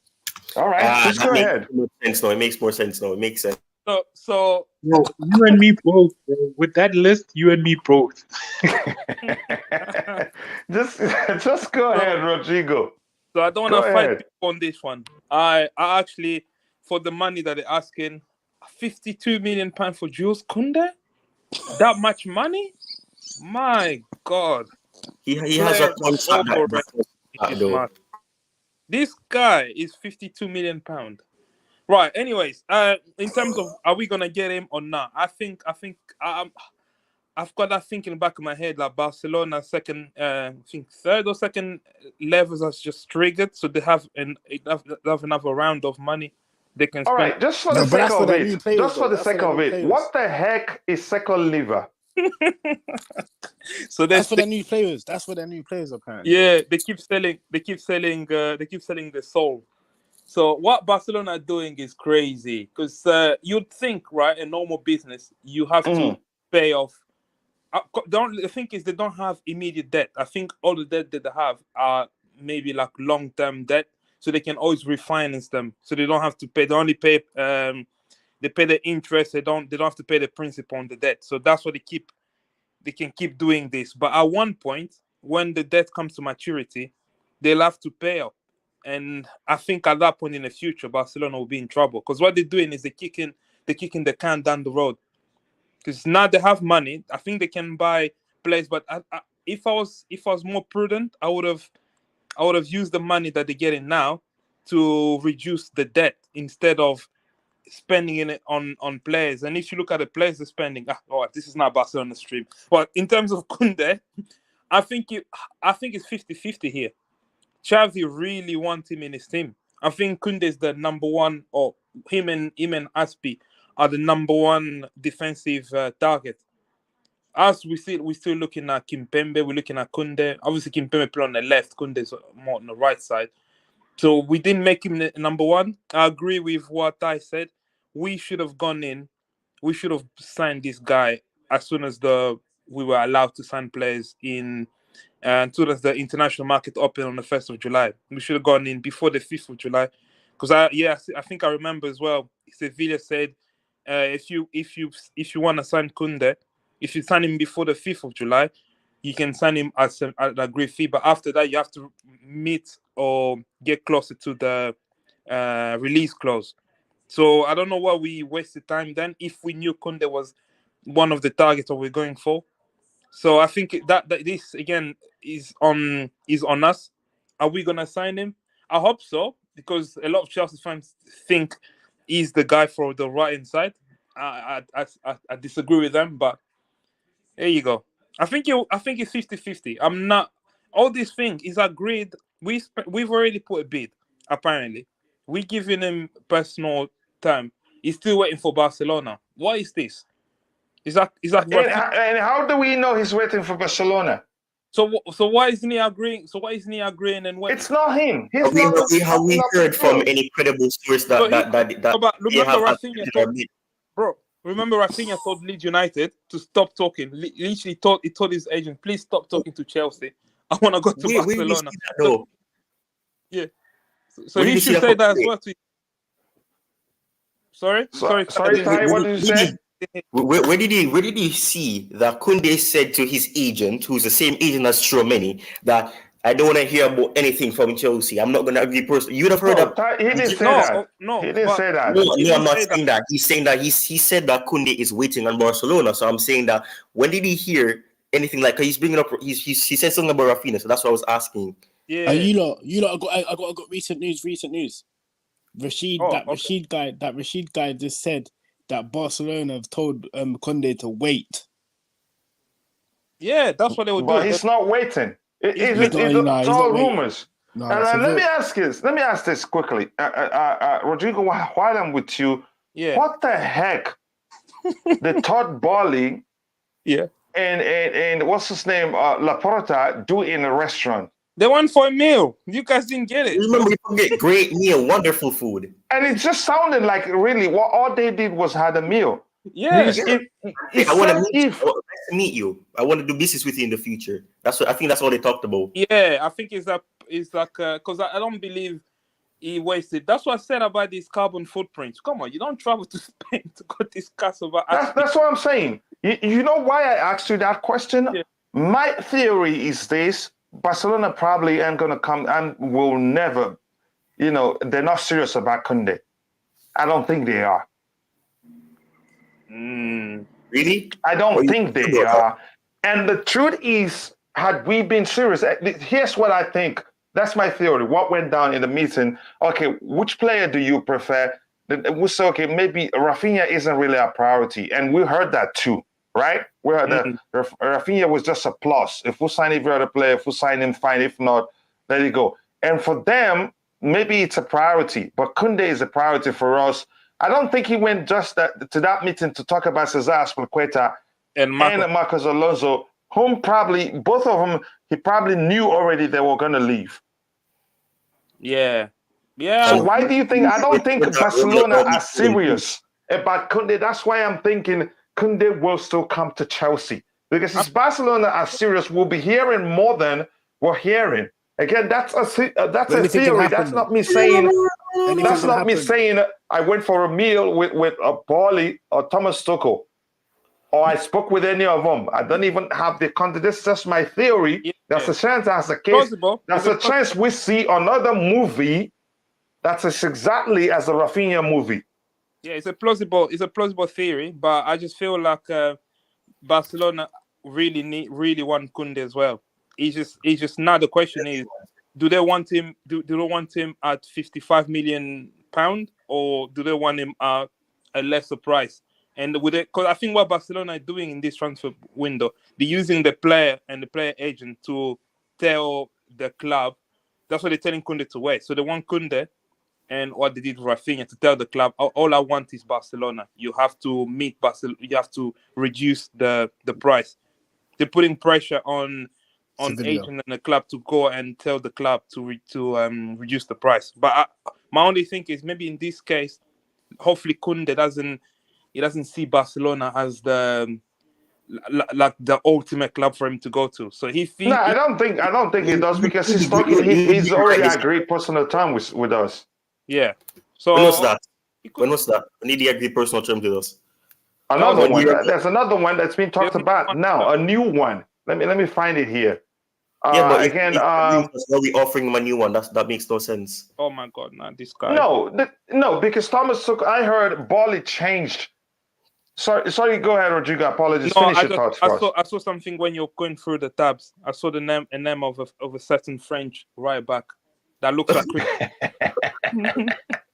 Let me find it. Go ahead, finish your thoughts on what you were saying. My thought is 50-50. I think Chelsea fans should be prepared to see Koundé wearing a Barcelona shirt, and they should also be prepared to see my Chelsea. It shouldn't be a surprise at this point. I agree with you, Rodrigo. I agree with you. Yeah, I agree with you. So let me catch up with the chart. You want to say something quickly, because I want to catch up with the chart and bring in IBZ. Yeah, it's going to be quick. It's going to be quick. I mean, with this whole thing, it's a movie that I don't like. It's one of those horror movies where you know what's going to happen, and you think you know what's going to happen, but then something else happens and it's even worse. That's the way I feel right now. It just looks like you're Rodrigo's conductor for the Panic Boss. Sorry, Coach. Is there any news about? Because you remember they said he had an operation. Is there any news about that, or because I haven't seen anything about? Any news about what? You know, Koundé was meant to have an operation. Yeah, he was supposed to be off for 3 weeks after that, and that was in June. Yeah, I think it's fine now. Okay. Yeah. Yeah, and again, here's the thing now. I think this says Jules Kounde has been offered a 5-year contract by Chelsea. They remain confident of securing a deal after placing a bid of 52 to 55 million. Club negotiations have been in Sevilla. Club negotiators have been in Sevilla for a week and leave today. Again, I don't think Barcelona really wants this guy. I think, again, you've heard my theory, but we'll see what happens. If that's no guarantee, I'm correct. But that's where I'm going to catch up with the chat, and I'll come back to IBZ to get his thoughts on that.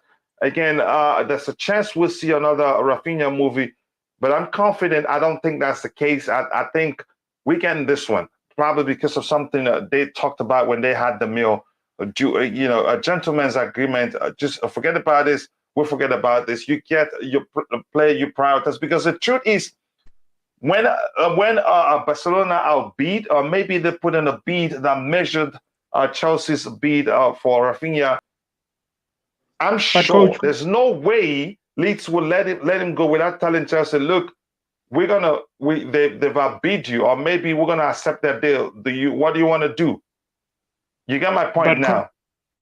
But Coach, we all know what gentleman's agreement means. I mean, look at the Kane situation. So it means nothing. No, but you're talking about two, big entities as Barcelona and Chelsea. I think you respect it because you want to do business with the club sometime in the future, or else they're not going to pick up your phone. You don't want to have that animosity between the two clubs because it's Coach, Laporte is a it's usually mafia boss. difficult to fix. Coach, Laporte is a mafia boss. Do you think he cares? Yeah, that's what I was about I to do say. think he cares because I remember even Real Madrid at one point during when they were trying to get Eden Hazard, they were cautious about it. Maybe because it was Roman then. They said they don't want to piss off Chelsea. That was how they phrased it. They were cautious about it, if you get my argument. But that's why, let me catch up with the chat. I understand your argument, bro. Here says we need a goal puncher because we haven't. We cannot. Okay, I'm confused. And again, 1, 2, 3, 4, 5, 6, 7. But it's okay. He can stay. It's not easy getting deals. Things change. It's always good to keep options open. That's the truth. It's always to have options because you have plan A, B, C, and D. If you don't get the first player you have in mind, there's another player you go to and then still get them to help you solve that problem you want to solve or fortify the area you want to fortify in the team. Again, that makes a perfect sense. Does Silva retire? No, he hasn't. They also have 50 million for shirt deals plus a stadium naming from Spotify. Barca issue is La Liga squad restrictions. So have to move players out to get others in. Again, here it says with the close. Okay, some things I just can't read. Maybe the way it's phrased. I'm going to scroll to the very bottom again. If I missed any of your comments, apologies. I'm going to try. Let me try again to see if I can catch up. If Barcelona interrupt this deal, they know that they will automatically kiss Azpilicueta goodbye. Nope, not really. If Azpilicueta wants to leave, and if you decide against his wish to leave, he leaves on a free next year. Then you're because you want to be petty about the whole thing, you end up losing millions. Our defenders have always been strong, in my opinion. Then added Starling up front, but our midfielders are not creators. I'm sorry, but it's so the quality, but more of the same. We need creators for our strikers. That's a good argument right there. Aspi, they were close. I'm hearing that too. So that shows you there's some measure of agreement. I'm not sure Chelsea will be looking to sell Koundé if they're not sure they're going to get Azpilicueta. And then Aspi will be leaving to Barcelona. So maybe my theory actually is correct. Did you say they're not to sell Koundé? Did you say sell Koundé? No, Chelsea are not gonna. They're not gonna let Aspi go if they're not sure they're gonna get Koundé. Oh no, you said something about sell. So I was wondering if you said we're gonna sell. No, maybe I phrased it the wrong way. Oh yeah. But that's by the way. Again, Michael here says True Blue 270 million must be a one-time payment, cannot be a yearly payment. Even 100% of TV rights may not equal 270 million in a given year. Forget every year of 25 years. Again, the argument here is it's a one-time thing, and they'll eventually run out of cash again. It's not going to be forever. And how much are they going to sell? From what I know, the first street deal with Barca is for 25 million a year. It's 26 million, 267 million in total, and 207 million euros now in 24 years to pay off a remaining 59.5 million. Again, I'm going to scroll. Please, I have to scroll to the very bottom. And if I missed anything, apologies. I'll try to read your, to address your subsequent contributions in the chat, if you don't mind.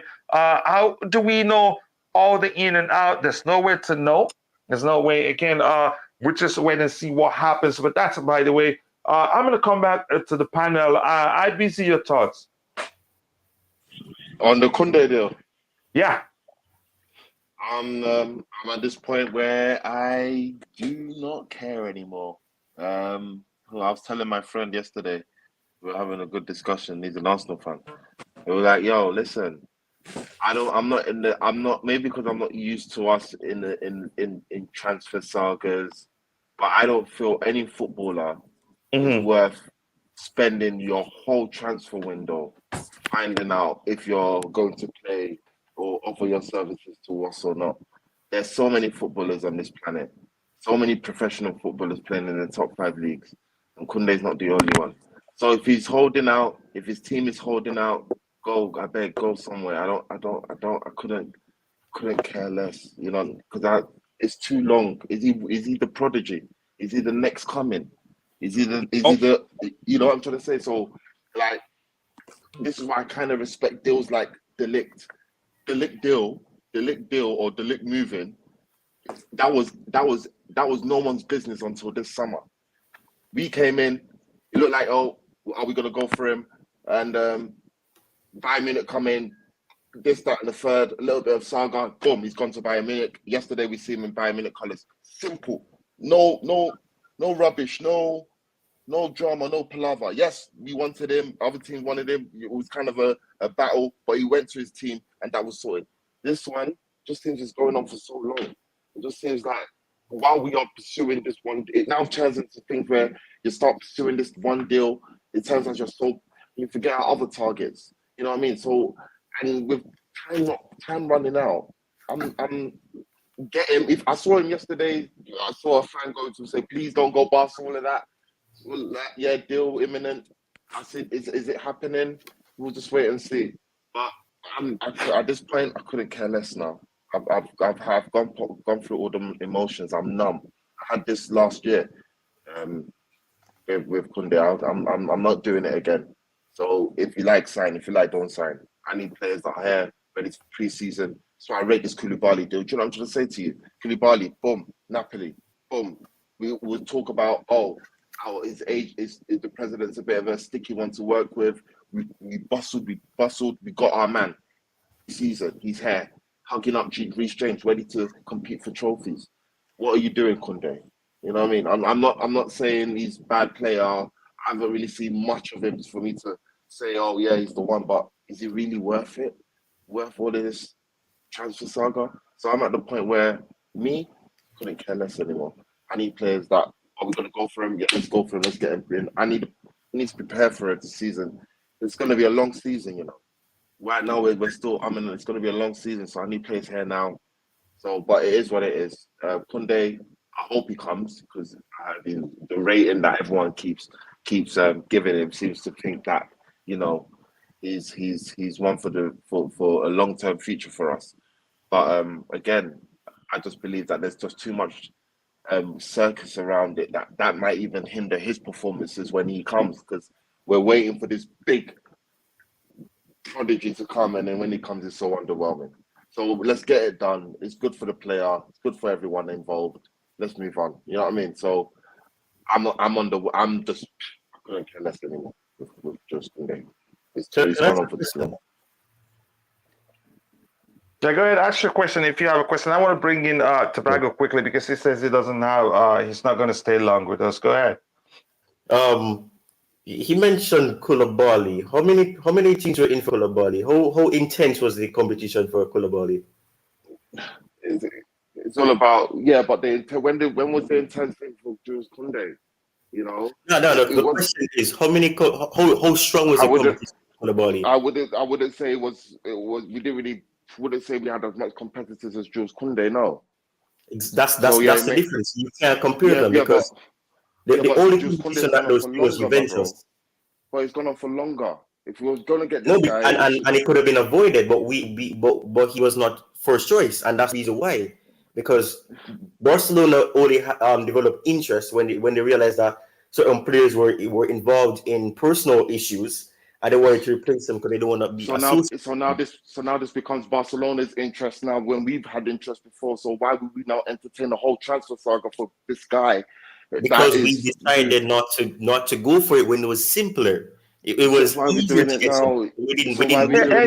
Let's just forget about the playing games. And I think we understand IB's frustration. I'm just not here for the saga. I'm not used to saga. You know? And I get that, but it was available. Done. Boom, boom, boom, boom. But if it was available, why didn't we get it done? Why didn't we have things in motion? Why did we do a Raphinha type thing like Barcelona did?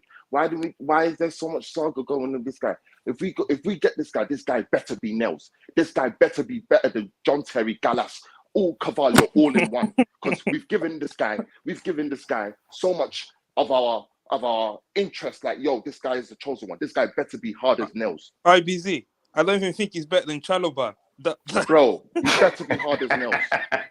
I think that you better do Koundé versus Chalobah, but that's by the way. Please let me quickly see how many stuff I can read from the chat and come back to the panel. I think Emperor had a question. Emperor, am I correct? You wanted to ask a question? No.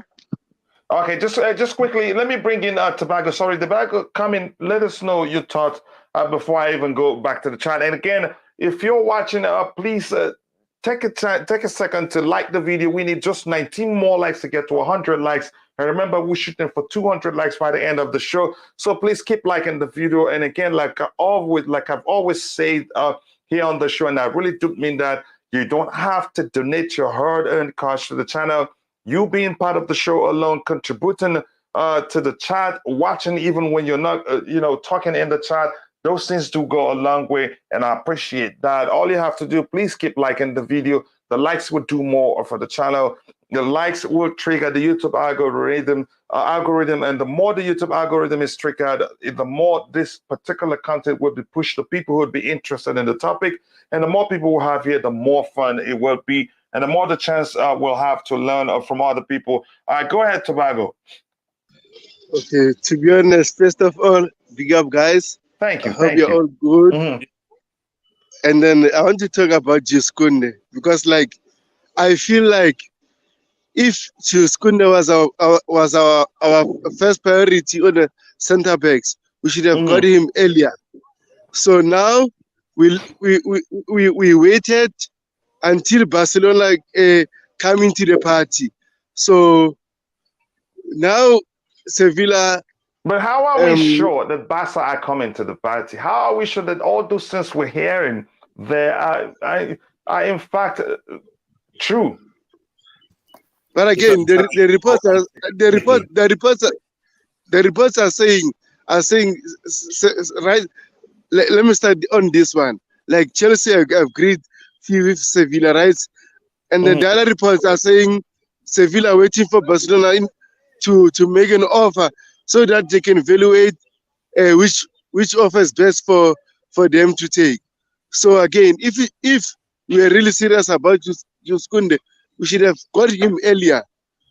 So now we need to wait for Barcelona to flop so that we can get Jules Kounde for us. So, man, this is annoying. But again, nothing we can do. Do we have time for all of this? Or do we have time for having the players right here, right now, getting players ready? You know what I mean? And it's whatever. We wasted 2 weeks on Raphinha, and we could have used that time to get this wrapped up if we cared about Koundé as Barcelona reportedly do. And then the late as well. It was a U-turn and a merry-go-round with Bayern, and the only things that it didn't last as long as the Raphinha one. We realized that Bayern valued him higher in terms of him being 90 million euros. We didn't want to spend that much, and we stepped out. We should have done the same thing with Raphinha as well, it appears. So I don't know. We wasted time, and to me, I think Koundé, if the interest was serious, should have been the first signing, because he had to get. I keep saying this: when you have a player who has to get mental help after a deal crumbles with another team, that is serious determination that he wants to come to the club. And him being in London, speaking to Chalobah, following Chalobah, talking, being friends with Chalobah, those are indication that the guy was trying to get a welcome. We know from players trying to get accustomed to a new environment. That is not something that you just look across and say, oh yeah, because okay, Koundé. And I think it was petty thinking and immature thinking from the club that okay, Koundé will wait for us. Boom, Barcelona realized that nobody's coming for Koundé at the moment. They can step in and try to get him. So if we were serious about him, we should have, and plus, before July 5, we could have gone for cheaper, and we could have avoided having to pay closer to the release clause. Sevilla are asking for more; they want closer to the release clause. We could have avoided this because they gave us a deadline, and we chose not to follow that deadline. So we have to. entire again. Like all reports are saying, but Sevilla wants straight cash, and we know Barcelona pay fees with installments, and then also in the Raphinha deal they said Leeds wants straight cash, blah blah blah blah. But it's not that way. Even in Lewandowski, so Barcelona can come in with the installment fee. They'll win this. This fight. But again, hopefully, I pray we win this one because like we'll be so sad for many Chelsea fans if you're going to lose another player to Barcelona. Again, I think we will quickly move on from the Koundé discussion. But again, I'm going to say clearly, if we end up not getting Koundé, I think we should go to Stamford Bridge and ask Todd Boehly, what the heck did he discuss with Laporta? Barcelona. At Barcelona. Where's the feedback coming, please? It doesn't sound good. It wouldn't make sense. If we miss out at Koundé, he must come and tell us. Maybe, in fact, he did travel all the way with his private jet to Barcelona just to eat a good lunch there, good meal there. That's for Laporta's meal. Then it wouldn't make sense. I think we'll get in Koundé. If we not get Koundé, it will not make sense that he met with them. Just a quick one with that, right? Do you went there just to talk about SP and how? No, I don't think so. I don't think so because they're the ones that want Aspi and Marcus Alonso. So if they were serious about him, they'd come to us about getting them. They'd come to us. So we probably went there. Maybe because we want the young. Or maybe because we're saying, okay, look, you want Raphinha, we want Koundé, and we're hearing you're interested in Koundé. So see what's going to happen here. Let's come to a compromise here. Which of them do you really prioritize? Or something like that's just a theory from me. I'm thinking these things do happen in the business world. What do I understand? Here's my. Sorry, go ahead. Go ahead. My theory is he went there. And he wanted to clarify the SP situation so that Koundé could be allowed to come in. That's my thinking. Because still, it all comes to Koundé again, being part of the discussion. Yeah, my thinking is that he wanted to make sure that Barcelona, as much as you can say, coach, the gentleman's agreement, that they can take SP. Like, see the person in face to face and be like, bro, can you take SP? And then if Laporta said yes, then chances are we go get Koundé. And then Boehly was like, nah, there's no rush to go get him. So let's just relax because we're just waiting for Barca to come get SP. Then we will trigger the Koundé deal. So maybe I think it's a thing, but that's my theory on it. Well, coach. What I want to say is, what's the hold up? That's what I want to. That's exactly what nobody knows. Nobody knows, but Koundé isn't the holder. Is it worth it? Ask you something. Is it worth it? It is. If it's, I think it's worth it. We don't. Here's the thing. We're just speculating. There's no way to tell whether Koundé and the club, Koundé was well aware that we still come back for him. There's no way to tell. There's no way to tell if, in fact, we went back for him because we missed out on Aki. Remember, Aki plays on the left-hand side. So that argument doesn't really make complete sense. What if Koundé actually does want to come to England and want to stay in Spain? How do you know? Because his family not make it public. That's good for him. Okay. You said Sevilla have released him, released his number, what have you. Would the player is he a dullard? Would he not make it public? Raphinha made it public. Abi, you don't get mouths. Would you not make it public? Exactly, that's the thing. There's no way to tell what any of this guy wants. Quiet. Everything is all cryptic messages from journalists. Yo, I ain't got time for it. I got a game in 2 weeks. So let's get things started. Exactly. You come in or not? That's my own. Exactly. I'm not saying he's a bad player. I'm not saying if anyone that gets him is going to be rubbish. I'm saying, yo, are you worth My question is, why has Todd Boehly sent someone out there to Sevilla, and now we're getting the talk that they're coming back today? So Why are they coming back if they're not confident that we're signing him? So that's why that adds to my argument that Chelsea they don't fear Barcelona signing the guy. Where do you guys see that? Huh? See what? From what we read on the screen, that the Chelsea negotiators have left. Left? You didn't see that? Left are heading back to London or left? Today. Yeah, they left today. Apparently, that doesn't mean anything. They could have left because they couldn't find an agreement. Left is a vague word in this situation. That's a chance you're the one that's right. Yeah, so let me just catch up with the chat, and I think we should just skip the Koundé argument and talk about somebody else.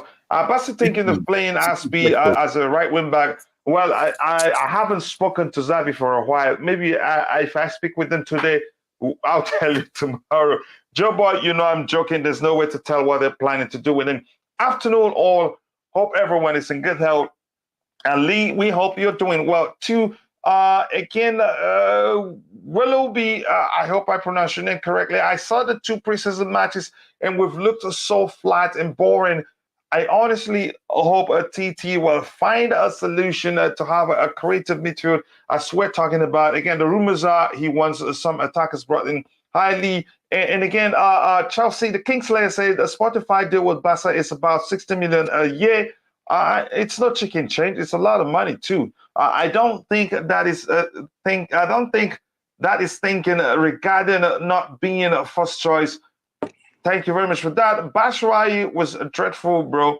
Again, like I said, I'm only talking the points that I learned about. I didn't watch the game. I was driving back home, 5 hours drive actually from California to where I live, long one. Sevilla would prefer Koundé to go abroad. Yes, I've heard that too.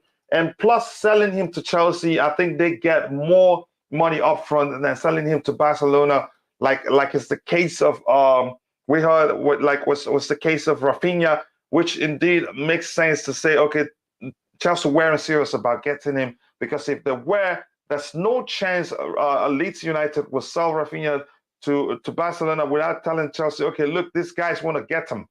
What do you want to do? Because they had an agreement with us. There's no chance they will annul that agreement without informing Chelsea. So which means we weren't serious about getting him. And the queen of the house, Just Viola, just arrived here. They said, "Letness is greatness. Nice to see you. I hope you're doing well. Big up Kachila and panel. Thank you for kindly saying that. I hope you're doing well. Lee, I'm good. Thank you again. What champs Manchester City? Okay, thank you. Good luck. Again, that must be a Man City fan. That was a player reference. Can you educate us on what you're talking about? Limitless, I want to know. Okay, I'm going to scroll to the very bottom again. And if I miss your comment, I will try to address your subsequent comments. We all know how Sevilla work. Just look what happened last summer when they upped the price for him. Once we got the money of, once they realized that we had sold Kotsuma to West Ham United, two things. We were desperate, if you could argue that then. And also we had the money that we got from selling Kotsuma to West Ham United. Dan McCarthy is saying it's done. A lot of people, again, are saying it's done, but I wouldn't, hold my breath on that until I see the player holding the shirt and the club releases an official statement, because we've seen, players, join other clubs after medical. The deal was almost done by Marina for a lower fee than last year. Then the up followed by Marina departing, new negotiator, new fee. That may well be the case. And they sense it, again, we're desperate, really, given how many defenders we're losing. So it's all clear we're desperate. There's no denying that. Sure, I saw an article from Barca journalist that was basically the same article on Koundé being in London looking for a place to live. And the Spanish version just changed it to Barca. That shows you how these guys operate. They recycle stories. Just a little twist to it, and you get all the clicks in the whole world that you want. Again, go ahead, Rodrigo. You wanted to say something? Yeah, the Sevilla journalists are all like, "Oh yeah, he's going to Chelsea." The Barcelona journalists are saying he's going to Barca, and he's looking. Just change it a bit. That he's looking for a house at Barca. You know, again, I have my theory, and you all have you. I hope you all heard my, my theory. Just Viola just Viola again in public just likes to shame me, but it's okay. I'll survive it. But that's by the way. I think if you're watching, we have 143 people watching, and we have 91 likes. Just 9 more to get to half of our target today, because we should for 200 likes. So if you haven't, please do like the video and also subscribe to the channel. I think we should move on from that argument. And then, Rodrigo, I want to start with you. Maybe I want to see if you don't like this player also. Chelsea and Manchester United are among clubs interested in Bayern Munich's defender, Benjamin Pavard, whose future is not set in stone. Here's the thing. There's a chance maybe if they're trying to keep him, is trying to negotiate a higher salary again. Or the question I want to ask, just answer this question from whatever angle you want to. I will build in Fort Knox at Chelsea. It's hot defenders everywhere. But first of all, this guy looks so much like Christensen. He's like Christensen's brother. So I don't know if he also suffer from cramps before games. And I don't know. Like for me, when I will build in maybe the wall of Jericho, or the Shanghai wall, the Chinese wall, or maybe Fort Knox. Which one is? How many defenders do we want? Really? Someone needs to stop Tuchel. How many defenders you want? And plus, this guy, for me, I don't know. I just have, when you play a wing back or right back, you can't be too tall. This guy's too tall. He's too. Look at him. He's like Christensen. He's too tall. He's too. I don't know. It's not. He doesn't move. He doesn't. He moves like Alonso. He moves like Alonso. But really, do we really need this guy? Nah. He has a sweet right foot. Again, do we need this guy? I don't think we need we need someone to compete with Reece James, right? I don't think this guy is the one. And I think all these players now, they probably use like this guy's probably using Chelsea as a leverage so he can get a better contract with Bayern Munich. Yeah, I'll tell if I was speaking to Tuchel, I'll tell him you don't need him. Find another solution. Right. And again, my apologies for just quickly jumping, blaming Tuchel, but because that's a chance we're not really interested in this guy. It may well be, the usual stuff for clickbait and all that nonsense. Go ahead, Rodrigo. Yeah, I've never been really impressed with him. When I watch him play, he moves like Alonso. That's the only thing. He's like you're gonna have Alonso on the left, and this couple of he turns like a trailer. Yeah, he's not that quick. He has a good right foot though. He can strike the ball, but I don't know. Maybe some people like him, but I don't rate him. I'd rather get Koundé and play him as a right wing back. Did you hear what happened? Go ahead, Ty. Apparently, according to Gerard Romero, Barcelona have told Koundé this morning to hold on, and he has agreed to go to Barcelona. That's what is being said now. Oh, do you believe that, Ty? Well, that guy's been on point though. No, he hasn't. So probably absolute nonsense. Absolute he got the bullcrap fee round for Raphinha. He said Raphinha was coming for this price, and he came for less than that. So he's lying. So Ty, tell me what you think about Pavard. I have to echo some of what I just heard. He's not. We keep saying, especially on your shows, that we need competition for our players. And for me, although he plays on the right, I have to mention this. What I've seen from Chilwell shows that we need somebody who is of quality. I'm not impressed with Alonso, and I think he's leaving anyway, so I don't think me being impressed matters right now. But based on what I'm seeing in terms of Chilwell and what I was hoping was not going to affect him, is affecting him now. He's not match sharp, and that's obviously possible because obviously he's coming back from an injury of 7 months. But For me, I think Pavard, he's a good player, but is he a competitor that will push James to the next level, push him to say that, Pavard, I need to be at my best. If I'm not good, then I'm going to be benched. Keep him on his toes. I don't think Pavard is going to keep him on his toes and he's going to be looking over his shoulder and saying, I need to be careful, I need to be careful. At any moment, Pavard can step in and do. I don't think he's like that. He needs somebody who's going to compete with James, push him to the next level, and all these targets that we're linked with are players that actually add more to the attack and not to the defense. And we know that Reece James has a balance of both. He can add to the offensive side and he's also good in the defensive side. So we need somebody who has that perfect balance as well. And somebody that I don't think we're looking at, which we should be looking at, is somebody who's very cheap and is actually proving at the highest level. So I don't know, but for me, I don't think Pavard is that player that would push him. He's a good player, but he's gonna be more of a backup to James. So while I'm with you, Ty, have we abandoned our pursuit of Klaus? Yeah, he signed for Marseille. He's going to Marseille. It's done. Oh my! How did we miss that one for £8 million? Because we were focusing on other defenders. So we this is what I'm saying. We wasted time. The time that we should be using on players, we're not using them. We spent 2 weeks on other players, 5 days on another player who looked as if he was playing mind games with us, and there was this player for cheap who's not even a Chelsea fan because he lied about being a Chelsea fan, but adds quality. Did you say he lied?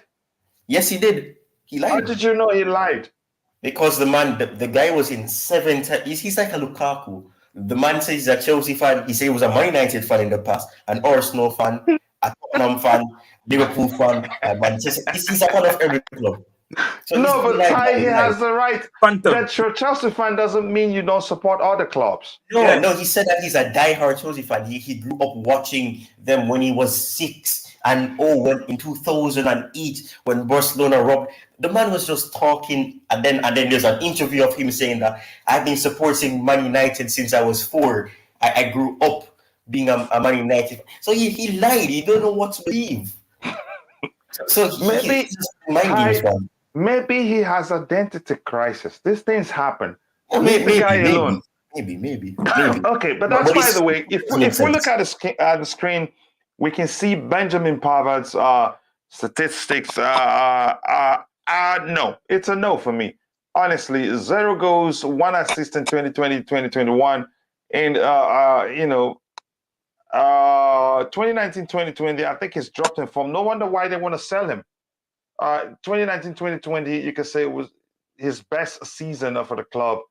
So it's a no for me. It just doesn't make sense. Maybe if Thomas Tuchel gets him and performs a miracle with him, I'm going to come back to the channel very soon. I want to get IBZ's thoughts. Then I'm going to go to Emperor quickly. Emperor, look like you have a bit of connection issues. Again, 87 to like. Congratulations to you. You're probably in the 24th tier of football. Again, if you're watching, we have 124 people watching and 96 likes. There's 4 more to get to 100 likes, and that's half of our target.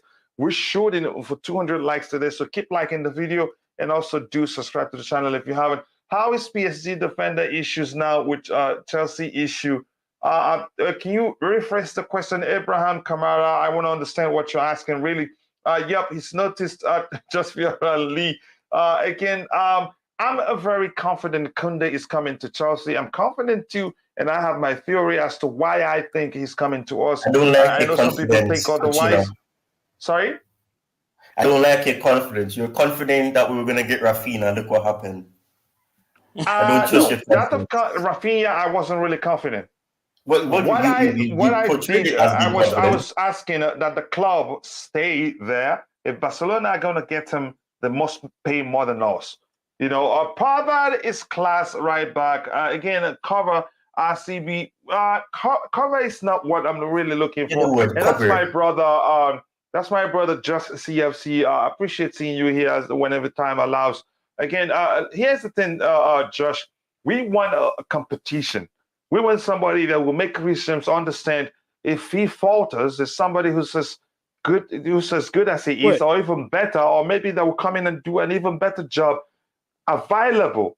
So that will make him now work even harder. That will make him work harder. You know, that's working, and that would be good for his development. That's how I see it. Again, that's by the way. Yeah, this guy hasn't scored a goal since the lockdown in 2020. Wow. Harvard, right? Yeah, he can stay where he is. Yeah, that shows. Yeah, he's dropped form. Maybe if Thomas Tuchel wants him, you know, we can't do anything about that. Maybe he'd be able to perform a miracle with him, and make him an even better player. But that remains to be seen. Again, if you haven't, please keep liking the video, and thank you so much for 99 likes. Just one more to get to half of our targets. We're now linked to Gvardiol for 80 million suggested fee. That's something I want to highlight because I want us to talk about it. And here it says here's an upgrade on all our depth. Yeah, but we shouldn't, just because of that, if it's not going to be a competition for Reece James, why get him? We shouldn't, because he will be an upgrade to all the players we have, all the players that play in the same position we have in the squad, and get him. I don't think, it makes sense. That's my argument. The wall, the wall of Jericho. Yeah, maybe that's what Thomas Tuchel is building. We're linked to all the defenders in the wall. I don't believe Barcelona sauces anymore. Thank you for saying that. We're not fighting anymore. Are we still listening to Gerard Romero in 2022? Ty, who mentioned Gerard Romero here? I was saying that he said something. It was just something to laugh about because of what he said. Okay, but you get Josh's comment, right? I believe him. Yeah, man. He broke the news. You believe him, Rodrigo? Yeah. He broke the news that Todd Boehly was gonna be in Barcelona. Here he was. He told everyone. Di Marzio did. Di Marzio was the first one that broke it. He said that that Todd Boehly has scheduled to meet Barcelona face to face for the first time to know who they are. And then the next day, Gerard Romero posted a video saying that Todd Boehly is here, but in Spanish he said Todd Boehly is, and and da. So it's not he was not the one that broke it. Di Marzio broke it, and then he basically just proved that he was actually true. That's all he did. Oh, okay. Yeah, and again, PYS or Pies, how do you pronounce them? Is saying that Barcelona, I think somebody on the panel already talked about that already, that is saying that Barcelona has told Koundé to wait. And if it does, he's going to Barcelona. Again, that's Pies. Yeah, there's no way to confirm that, but we'll see what happens. I'm so confident we get our man. And we secured Koundé, we should sign any forward. And something here just quickly that True Blue said, get Koundé, play right back, wing back, more experiments. That's hilarious, but that's, by the way, when Pep experimented and wins the EPL title, these fans are mourn about it. Again, we see things from different lenses, but I get everybody's argument. Chelsea is my number 2 team. Yep, I know you love Fulham. Good luck to you. You're gonna follow them back to the championship next season. He's 30 years old. Who? Okay. Is that how old is? Oh, I think he's talking about Klaus. Yeah, he's Klaus. How old is Klaus? 30. I think he's 30. Yeah, or 29 or 30. I don't remember. Yeah, for the Koundé, and then we're hearing that Barcelona has asked him to wait, and if he decides to wait, he's going to Barca. So we'll see what happens. All the talks that he wanted to come to Chelsea, we'll see if in fact, if he really wants to do that. Again, I'm going to scroll to the very bottom. We have Reece James. All others will be covered. Yeah, I really want to argue that with you, Josh, whenever time allows.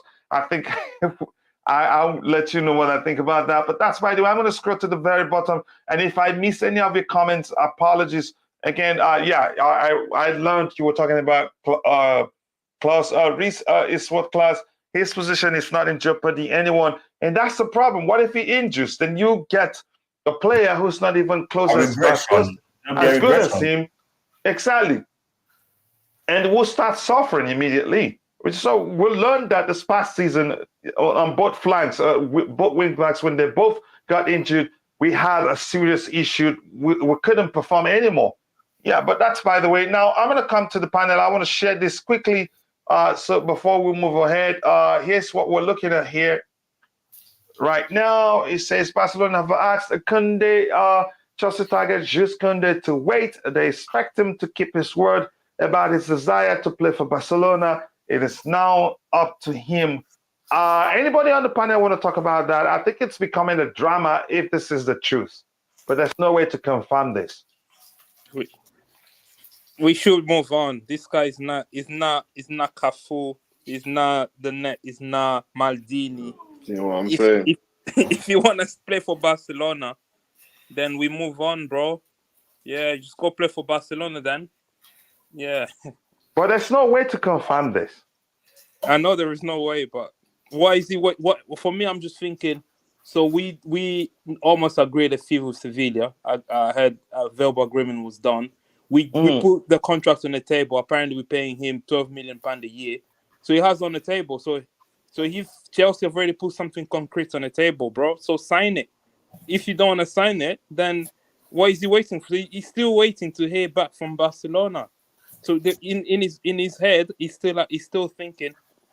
He still want to weigh up Barcelona. If you go for a job, go for a job interview. They offer you a job, and then are you gonna tell your employers like, "Oh, thank you for the offer, but I'm actually waiting for another offer"? They will just say, "No, thank you. We're gonna take our offer to someone else who's willing to come in." Why is it for football players? They can treat a club like, okay, thank you, Chelsea, for giving me this offer. I might want to play there, but I want to hear back from Barcelona. I can understand if you're like the next Cafu, we really need you're that good. But for a player that I have doubts, I personally I think it's too much. For me, if I was Chelsea, I was negotiating. We have to start giving these people deadlines, real deadlines. Be like, right. Honestly, now I'm starting to feel like IBZ. But go ahead, once you're around, if I want to get Empire's thoughts, I want Empire to explain to me what kind of food the third ball traveled to go and eat at Barcelona. Will he say he went there to eat? If in fact Koundé ends up at Barca, go ahead. You were saying something, Rodrigo. Sorry for cutting you off. I just finishing and saying, I don't really care about this Koundé guy. If he comes in, fair. If he doesn't, I think we should be looking at other targets as well.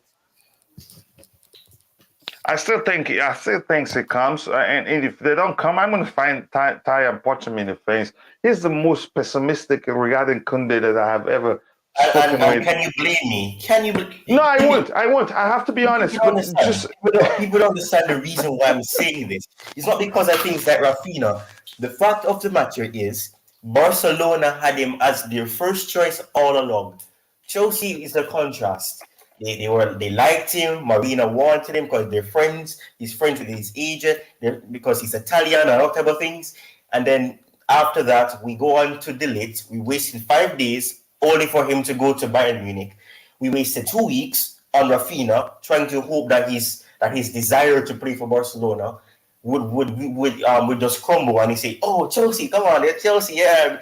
So for me, he's gonna say that, "Oh, this club always had me as their first choice. Well, this club, my deal collapsed with them last year. I look like they've given up on me." Clearly, he's gonna consider both parties. People don't think about that. He's a football player. He's also a human being, and plus, let's not forget that he is a player that can you categorically say we stopped talking with him? Because it's talking to him before. Because there's no this argument that we decided to go back to him. I did not say that. I said that he fell down the priority list. He was no longer our first priority, and who was our first priority? They don't play the same position. That's the argument I don't understand. No. I'm not talking about Ake, because that's stupidness. That's foolish, because he plays on the left and Koundé plays on the right. I'm talking about the fact that we wanted the late, who is ideally better on the right and in the center. Koulibaly, he plays on the left, yes, but he's actually a right-footed player who's good on the left. So I can understand that. In that sense, he could end up playing in that position, and that could block going for probably Koundé. But for me, what I'm saying is that Barcelona always had them and plus Barcelona are in desperate need of defenders because their defenders are not of the greatest level. So they're gonna need defenders. So that is why for me, especially the fact that he plays in La Liga, is a league that he's accustomed to. If he comes to the Premier League, he's gonna have to adapt to this league. So clearly, he's gonna consider Barcelona as well because he's gonna say that, will I go to a league, accept a new challenge in a different league with a club that have not had me as their first choice anymore because they wanted a player who's more expensive than me, and this club right here, who's in the same league that I'm striving in right now and I'm impressing teams in. Which one should I choose? Should I choose a league that I'm already in and I'm doing well in, or should I choose a league where I can challenge myself and try to get to other levels? Those are the things that he possibly can be thinking about. Because if it's a case where we're gonna be having other targets who is more expensive than him, are playing a similar position to him, and he's cheaper, and we could have gotten him over the line by July 5 for cheaper than having to go closer to his release clause. Clearly, he's going to say that I'm no longer an option. I'm a backup option. I'm the last resort. And let's not forget, Koulibaly was a backup behind the legs. The only reason why we got Koulibaly so quickly was because Juventus wanted him, and they were still negotiating with Bayern Munich. So that gave us time to get over the line. And plus, we had past history with him because we went for him in the past 6 years ago, apparently. And he was open to it. And obviously, he had agent Jorginho and agent Mendy messaging him as well to make it comfortable for him to make that decision, according to him, though. So to me, I think we need to understand that Koulibaly was the backup option to the Ligt. We didn't get the Ligt. We went for him in one day. We finalized that. No, we wanted them both, Ty. We wanted them both. We wanted Koulibaly, and that's feasible. That is feasible. we actually did offer Koulibaly a contact earlier, about 2 months ago or so. And we offered him more. Okay, that makes sense. Yeah, we wanted them both, but I get your argument. But again, before we continue here, it says, let me catch up with the chat. And if you're watching, we have 138 people watching, and we have how many likes right now? We have 105 likes. I'd be ungrateful not to say thank you. Thank you so much for 105 likes. That means a lot to the channel. If you haven't, please keep liking the video, and also do subscribe to the channel if you haven't. That will help the channel get to its target as soon as possible. Thank you so much for all the likes. And keep subscribing. Says Koundé did not travel to Sevilla. Yep, he stayed behind and he's missed 2 training sessions. Says again, you haven't said, Josh. I wanted to hear from you. Where do you think Koundé ends up? And let us know what you think about what's going on. Hey, just big up Maddie. Says Gvardiol was never available for cheap. Leipzig are charging a high price because he has no release clause. Again, yeah, we've heard that before. It remains to be seen. If we're going to go to Gvardiol, what happens to Colwell? Aren't they both about the same age?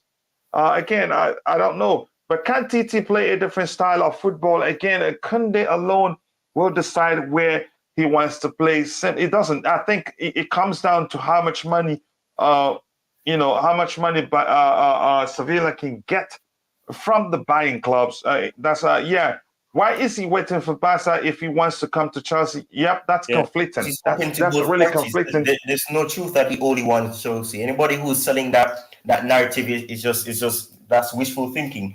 Look at what people say that Barcelona is broke. They're not broke. They're in debt. We had a 1.6 billion debt. We were not broke. So people need to understand that they're not broke. They have money. They just Can I just say something real quick? Like with Koundé, like when he comes in, is it gonna change like the way we play or something? Like let's move on. Like I need like a player who wants to be here. Sign the deal, bro. If you don't want to sign the deal, do you think he isn't coming, Emperor? Oh my days. The thing is, right? It's kind of dragging way too much. That's my thing. Dragging way too much. And at the moment, every time it drags too much, we don't get the target. So what I'm saying is that, look, Koundé, bro, if you don't want to sign, just don't want to sign. But like, there's too many things going on, and I know Barcelona or Spanish media are changing their narrative every now and then. But I'm saying this, like, we don't need the player, but if we do get the player, it makes sense. But let's not act like, I think somebody said it, like he's the next Messi or something. For argument's sake, like let's just get to the next target and keep it moving, because let's we go have for Rafinha. we have real issues at the club. Yeah. So you All want, right. you want to see a Okay, player okay. who has mistakes in them. Ty, go ahead. I want to bring Matt in. Go ahead, Ty.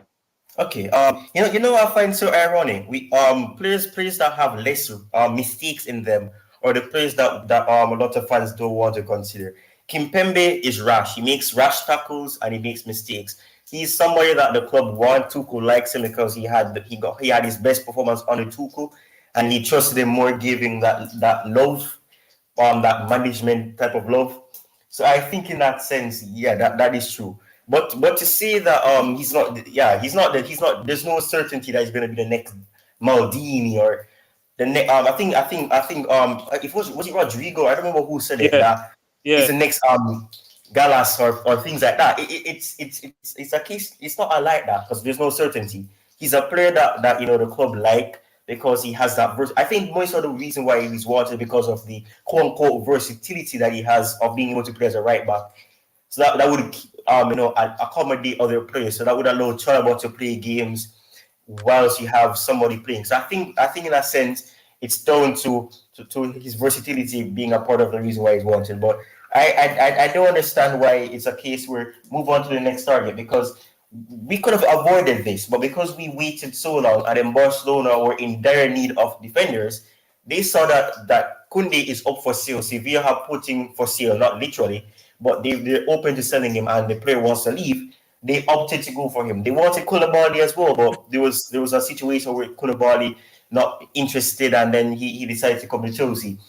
We put ourselves in this position because we believe that because last year he had mental issues because the deal collapsed, that we could go all around the world, go from Netherlands back to Italy, then back to Italy, then go to Portugal, and then come back to Spanish, and it's back and forth. So obviously the player's gonna say that they have me as if I'm not a priority anymore. Because he was desperate to come to the club.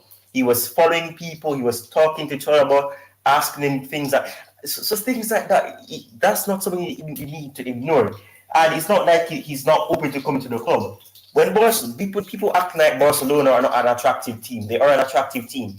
They have financial issues right now, but they have the history that will attract players. And it's the same with Chelsea. People remember Chelsea and say that remember Barcelona doing this to Chelsea and things like that. So the history is gonna play a part in these players' decisions. So they're gonna say Barcelona are interested in me, and Chelsea are interested in me. He's gonna have to consider. It's not like last year when no other club was in for him. Clubs are in for Koundé this year, so he's gonna have more sutures that are gonna come in for him. So clearly, it's not the decision won't be as easy as it was last year. So people need to remember that because we are not the only club interested, he has to consider both parties, because Barcelona are attractive. They have players that could attract players to come there. So he's going to consider them. And Xavi, he's an ex-player that a lot of players look up to. They're going to want to work with him. So people need to consider that. It's not that he doesn't want to come to the club. He's open to both clubs because both of them have attractive personnel and attractive programs and system and what they want to do in the long term. So it's not that he doesn't want to come to the club or he's open to one club. It's that both clubs are attractive to him. I think people need to understand that. Coach, I think I want to give Ty the key to the bus. Yeah, Ty, you now have the key to the panic bus now. But quickly, let me bring in Matt. Matt, how you doing, brother? All good, coach. All good, everyone's well. It's a good day. Brilliant. Nice to see that you're doing well. And here, quickly, True Blue just alluded to, he just talked about what Ty already talked about. I think the player on this will not say, okay, so I wasn't their first choice. And again, as a human being, I think that's a problem. But go ahead. Rodrigo just killed me now. Ty, you have the keys, and I think you should take it. Go ahead, Matt. Your thoughts on the Jules Kounde conundrum? Well, everyone knows my thoughts. I've been wanting Jules Kounde since 2020. This guy is an absolute machine.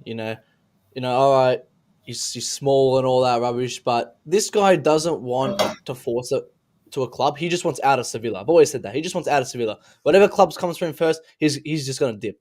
Poor Sevilla gave him depression and all that stuff. He's crying on his Instagram, and the poor guy's already sad.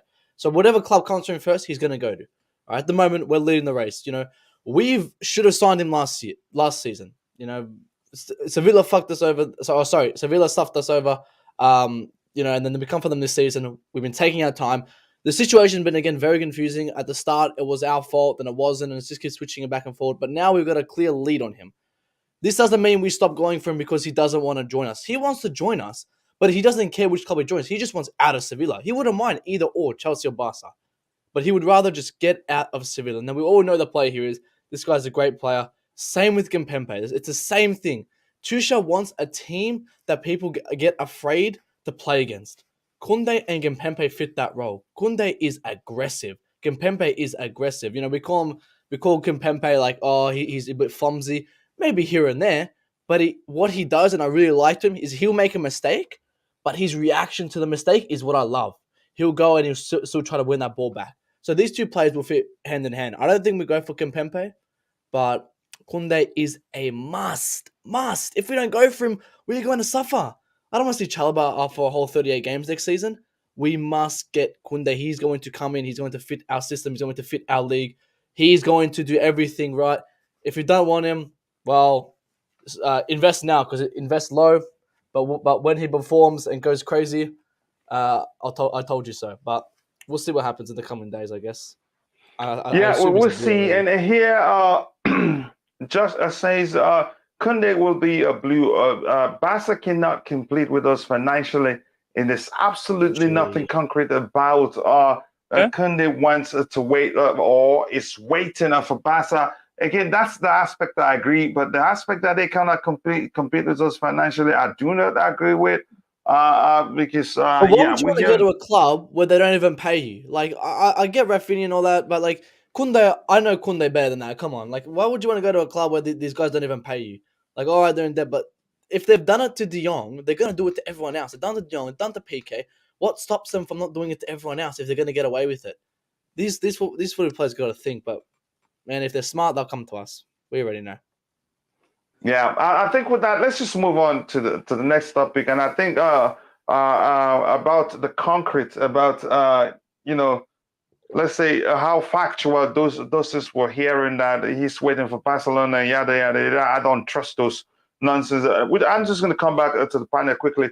Let's talk about what we're hearing about Chelsea fans, how they're calling for Gallagher to be sold or loaned out again because he missed the penalty. And Matt, I want to start with you on that. I was disgusted when I saw that. I don't think it makes sense. I don't know how Chelsea fans, how they reason. I mean, yeah, like the last night game was shambolic. Gallagher didn't have the best game. Take away that penalty, he still didn't do well. Like I didn't see him do well. I think he was a bit lost with Ampadu. So even at that, would that be that's enough for you to call? No, so I'll continue what I said. Yes, and for me, Gallagher is someone who stays. I don't think he has another loan in him. Like what he's already proven himself. There's no if we're gonna get rid of him, we might as well sell him. I've said when we use our academy players, we use them for what we need, not what we want. Mm-hmm. Gallagher is someone that we need because he's proven he's ready to come back. But we look at someone like Colwell. Colwell right now is someone we don't need. It's someone we more want.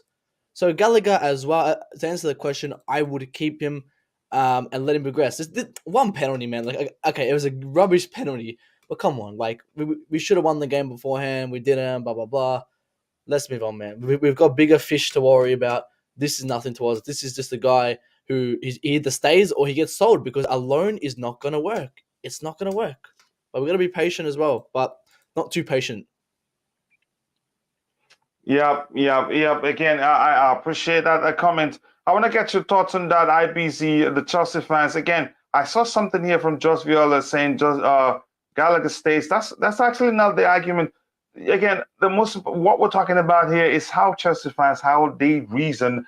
I think I was watching the automated show, and True Blue was, he was exchanging words with some guy in the chat. I forgot who that was calling, saying how Gallagher was average. No, this should be sold, should, because he missed the penalty. And I think his main point was that he missed the penalty. I don't think it makes sense at all. I want to get your thoughts on that mentality, IBZ. Again, it doesn't make sense. And most people fail to see preseason games for what they are actually. Yeah, I lose football IQ if I argue with people that are reactionary, like those that are calling for Gallagher to. I don't even entertain such discussions. So if anyone is saying Gallagher should be sold, then I beg you don't even know what you're talking about. That's just it. You do not know what you're talking about. I mean, what is it? He tried to take a Panenka and he missed. So he should have done it with his back heel and see if he tried it. So what? So there's nothing to say. So what he missed? He should have blazed it over the hill and tried to aim over the stadium, and then we should sell it because of that. So Gallagher's staying, bro. And where you are, are you for Tuchel playing him deeper? No, play him as a ball-winning midfielder or a box-to-box. I won't play him as a number, like, defensive midfielder, like a Fabinho or arguably a Rodri or no. I'll play him a box-to-box or ball-winning because he's pressing it, so he can be able to run down the ball very, very aggressively. He's very good at that. Yeah. So what are we saying there? Like, I think this is what I said, man. A lot of us play a lot of Ultimate Team, a lot of FIFA, and then we just think that, oh yeah, he had a bad game. Yeah. And I have my opinions on those type of people, but obviously I'm just not going to say it now. But yeah, it's like, mate, sell who? And sell Gallagher and bring who? Like, what are we saying here, bro? Like, he stays. He ain't done nothing wrong. But I haven't seen nothing for him to say, go. Where? Go where? Go where? What are we doing? Stay where you are, mate. You're chilling, mate. He stays in my book. Again, I'll give him a new quickly before I move on to Rodrigo. I'll give him a new contract just to get everyone else angry. 5-year deal. Come and beat him up if you want, innit? Nonsense. Yeah. Matt, before I move to Rodrigo, your thoughts, are you for Thomas Tuchel playing him deeper, or do you think he should play somewhere else?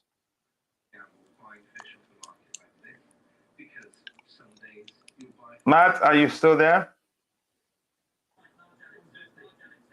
All right, Rodrigo, let's come to you. Your thoughts on the reactionary Chelsea fans who calling, who you could argue they all called for Tuchel to keep him.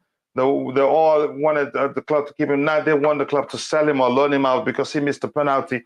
And after that, I want you to talk about your thoughts on Thomas Tuchel playing him deeper. Do you think he should play somewhere else, so to speak? Flip-flop, come on. Gallagher's not flip-flop indeed. Yeah, Gallagher's not going anywhere. I agree with what Matt said earlier. He's already proven on the loans. Why do we send players on loan? Is to improve, to develop. Once someone has already done that, there's no point to send him on loan. You just have to sell him then. But I think we can't sell him. He's staying here. Now the question is, where does he play? I feel like the last 2 games, even the Club America game, he's been victim of the person he's playing next to. Because I think I want to see Gallagher and Jorginho play together. Because Gallagher and so you want him to play deep? Not deep, but next to someone who plays deeper. So if he plays with, I saw yesterday there was an instance where him and Ampadu, they both went to press the ball really, really high, and then Charlotte won the ball and they hit us on transition. That's because both of them don't have the discipline to play as a sitting DM. So Gallagher's first instinct as a football player is to go win the ball. He's good at that. He's good at intercepting the ball. He's good at reading where the ball is going. But it's not what one thing is not good at. He's not good at controlling the tempo. I don't expect Gallagher to be the guy spraying the ball in midfield and so on. No. So what you want someone that does that next to him. This is why I think I really want to see Gallagher play next to Jorginho, or even next to someone who has experience, someone like Kovacic, just to see. because he's played next to Barkley. Barkley is no good. He played next to Ampadu yesterday. Ampadu again, a bit question mark. He's not the most experienced guy in midfield, well, at least at Chelsea level. And yeah, there was few things in his game yesterday that I wasn't too impressed, but it doesn't mean we have to sell him or we have to get rid of him. No. Gallagher staying. I hope Tuchel can also. No, I'm not actually concerned whether he stays or not. I'm just, again, the two things. I wonder why are Chelsea fans like that? And again, whether you're for him being played a deeper, or do you think it's better off being deployed as number 8? Yeah, I want. Obviously, in the formation that we play, it's a bit difficult for him to get into the position behind the strikers, because there you have Mount, you have too many people. So his best position, a place where he can win, he can secure a spot in the team, is to play as one of the 2 6s. But then again, that's why I say he needs to play with someone who has experience, someone who can, someone who can sit, someone who can control the game. Otherwise, you have a situation like yesterday where I said both him and Ampadu, they're going to press really high and they're leaving a lot of gaps behind them. But if you have someone like Jorginho next to him, he's fine, because Gallagher is really good at winning the ball. He's really good at going, hustling. He was doing that yesterday as well. He's good at doing that. He's not afraid. He's got the lungs. He wins a lot of second balls. He wins a lot of second balls. So he's good in that aspect. But you need, if you want to control a game, you need someone next to him that has a cool head that does all the passing. Otherwise, what we're gonna have is we're gonna get hit on transition a lot with Gallagher.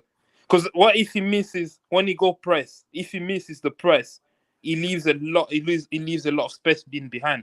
If his midfield partner also went to press, then it's literally 3v3. So it's basically the 3 attackers versus our 3 centre backs. We never want to do that. We always want to protect, especially our middle centre back. So I still see a future of him playing in the double pivot, but he has to be with Jorginho. I think Jorginho is the perfect partner for him. I honestly, for any reason, wouldn't play him deeper, because where do you want to play him? As an 8. If we're gonna stick to playing 3 at the back and 2 8s, I'd rather play him as an 8 than play him deeper. Because here's the thing, I know he wins a lot of second balls, but the truth remains there's more to being a number 6. If you're talking about how we apply the application of the 2 6s, one is a hybrid 8, one is, it can either be a DM or a register. You don't have either of those things in him. So playing him there means you're trying to develop into something that he isn't. Yes, he wins quite a lot of second balls, but there's more to being a number 6 than that. You have to be able to read the game and then break up opposition plays and not, because second balls, that's a different thing altogether. I hope. Go ahead, Rodrigo. It could be like a Roy Keane if you develop more. It could be like a Roy Keane. Maybe. Is that something we should be doing now? Be more like a Lampard who actually. Oh, sorry, Lampard. Lampard in because he's better in the attack than defending, and Lampard never had that strong defensive ball in his body. In 2013, when Lampard was playing double pivot with Mikel. Sometimes Mikel or Ramirez, I don't remember. The double pivot we had that era was Ramirez, Mikel. Lampard did play in his last season at Chelsea. He was playing deeper. He was playing. He didn't play. I don't remember him playing a pivot with Mikel. He was playing deep. He was playing as a pivot player. But what happened? Even yesterday there was an instance. Gallagher is very good at arriving in a box. Even yesterday, I think there was an instance where. Yeah. So why play him deeper? That will reduce. Actually, no, it won't. Actually, if he plays deeper, he has more. Especially when we're attacking, he probably has more space because he's running from deeper.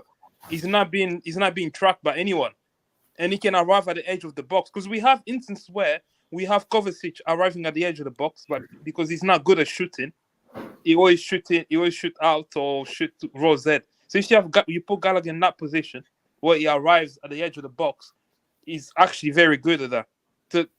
So I can still see a future of him playing next to. I won't play him next to Kante, for example. He just wouldn't work.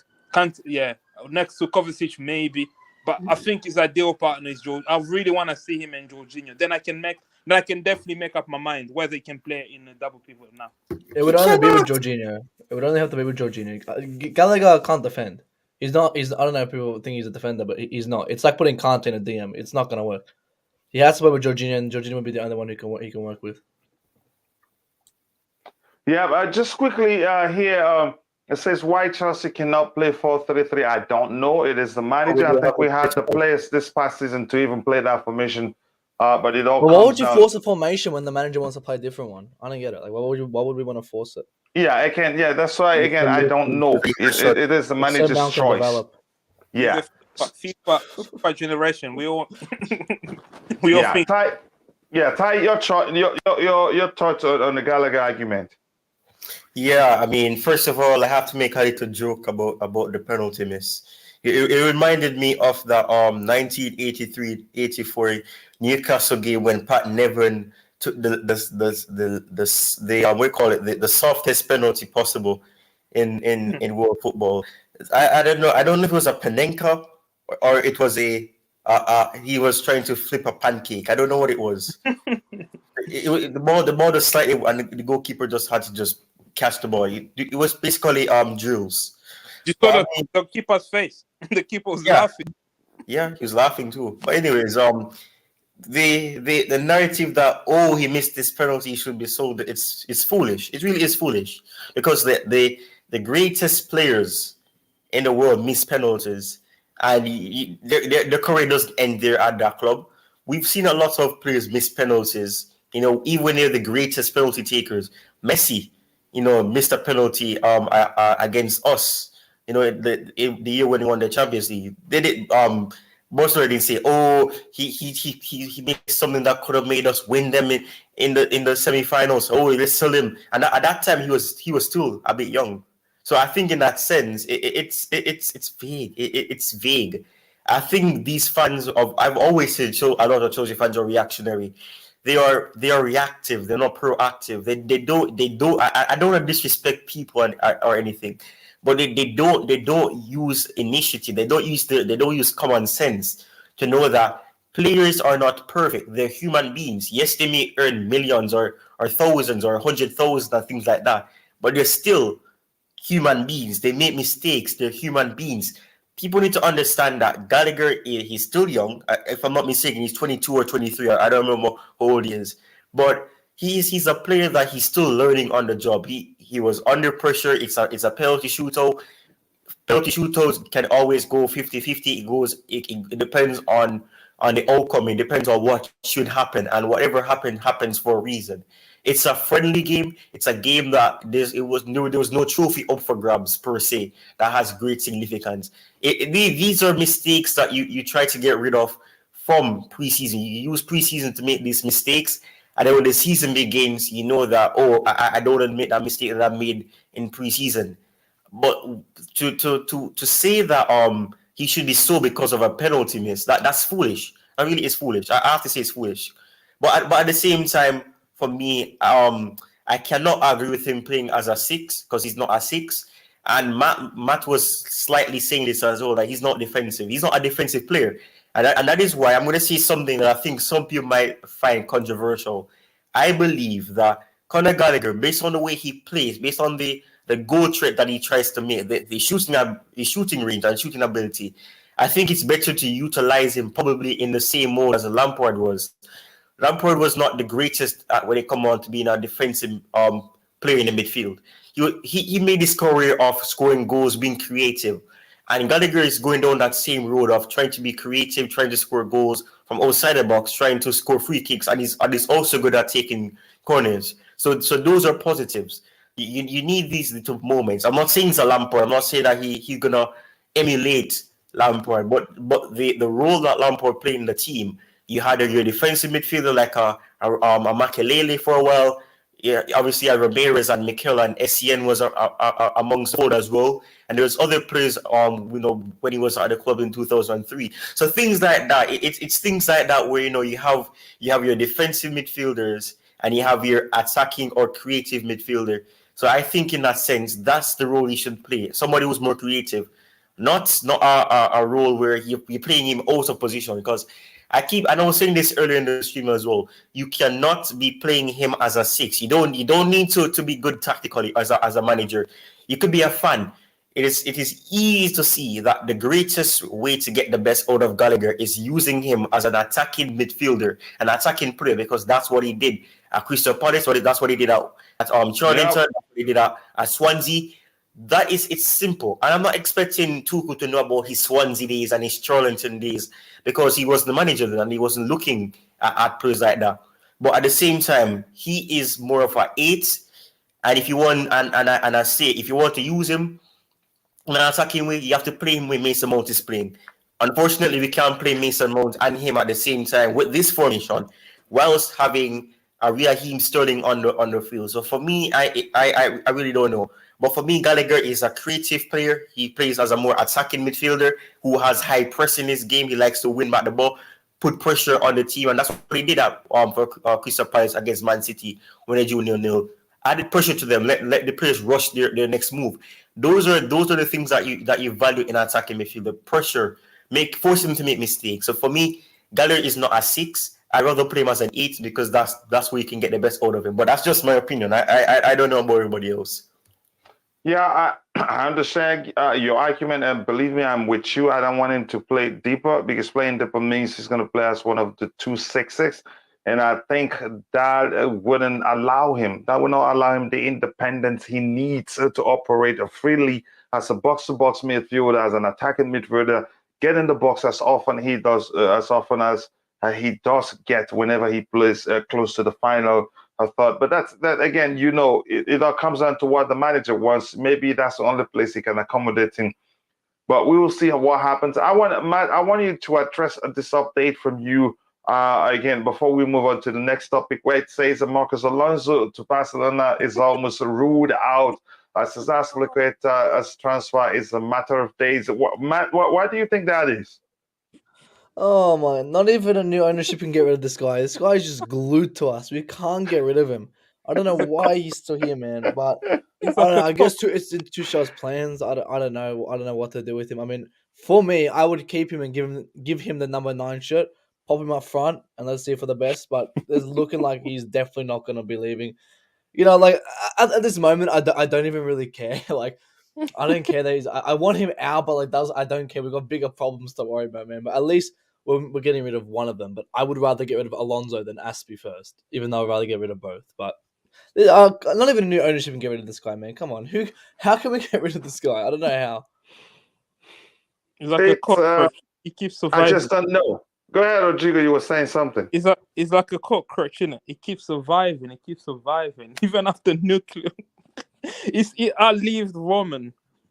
This guy is gonna outlive Aspie.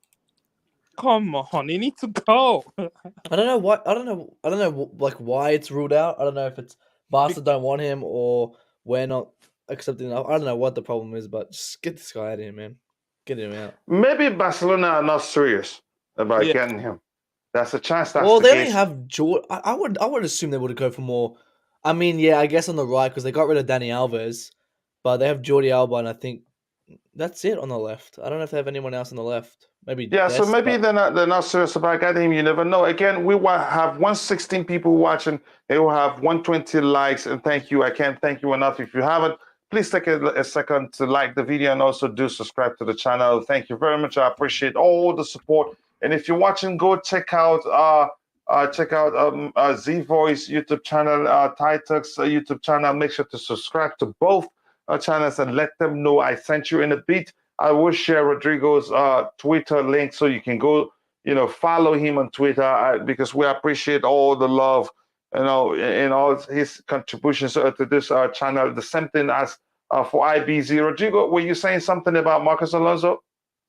No, I'm just thinking what I just agree with what Matt says. We can't get rid of him. What is that? Is it because he's on too much money? Barcelona, obviously Barcelona, they want to pay him half, or what, we asking too much for a transfer fee when he has 1 year left on his contract.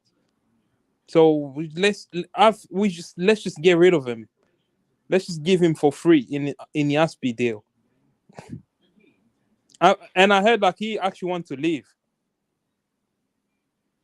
Who wants to? Yeah, he wants to leave. He's the one actually pushing to leave even more than Cesar Azpilicueta is. I think Cesar Azpilicueta, if you ask me, he'd be willing to stay if the club really wants him to stay, but you got to give him what it's asking for. But from what I learned, Marcus Alonso himself wants to leave.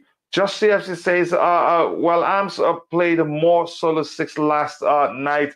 Also, and Connor was much higher up the pitch. Maybe it's going to be, fulfilling the hybrid 8 just like Kovacic is. But we'll see. Hi, Coach. Whatever Koundé chooses, I still wish you the best. You know I am cooler, but I really like a channel. Thank you. Thank you very much. I appreciate that. Why do Lolo, they thank even you very need much for... Koundé? Like, I think I was talking to you, Coach. Like, why do they even need Koundé? They just signed Cristina, Arejo, Piqué, and Minguiza, because and they've Garcia. downgraded. I The think defense is not good.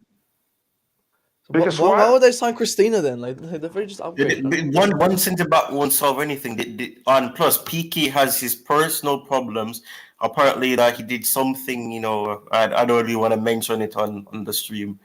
So they want to cut ties with him per se because they don't want they don't really like that.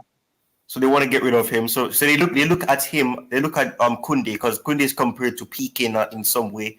So they want to replace him with Koundé. And plus their defense has been one of their issues. They had Dani Alves why are you comparing him with to Shakira's husband? What are you talking about? I'm not the one comparing him. They compare him. At 3, that's what they're planning to do. The one maybe they compare him. Not Barcelona. The La Liga analysts and everybody compares. They say that he's crazy, like Piqué. I'm not the one comparing him. They compare him. Yeah. I don't know why they would compare. I think he'll be better. I think he'll be better. He'll become better than Shakira's husband. I think he's that good. You mean X? You mean X? Yeah. Are they divorced yet? They're not. Well, they are in the process. Yeah, it's not going to be that simple because Koundé, this guy, Piqué has a lot of money, and I know Shakira will want quite a lot of it. So she's married this career. What are you talking about? She probably still want it anyway. You see what happens, but that's by the way. Anyway, again, we're not here to talk about them. Again, thank you, Lolo, and Lolo. Stay tuned. We'll be launching the sister channel in about 3 weeks or so.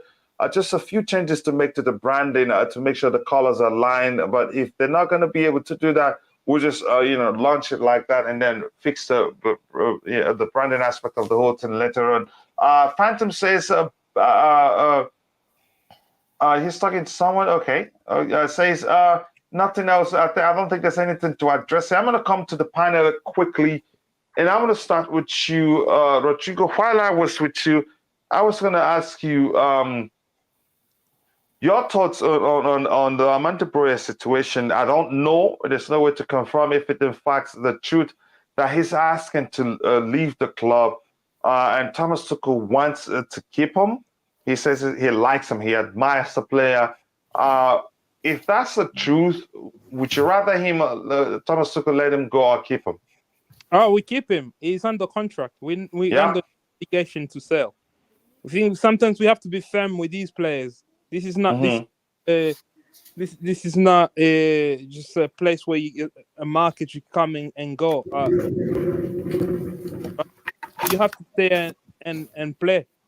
But I don't think unless Broja really kick up a fuss, he doesn't want to train, he doesn't want to do anything, then yes, sell him. But if he's not, then I think we should keep him. And I think he's the only, like Tuchel was saying, he's the only one that has that profile in our team. So there's no point of us even entertaining West Ham's bid.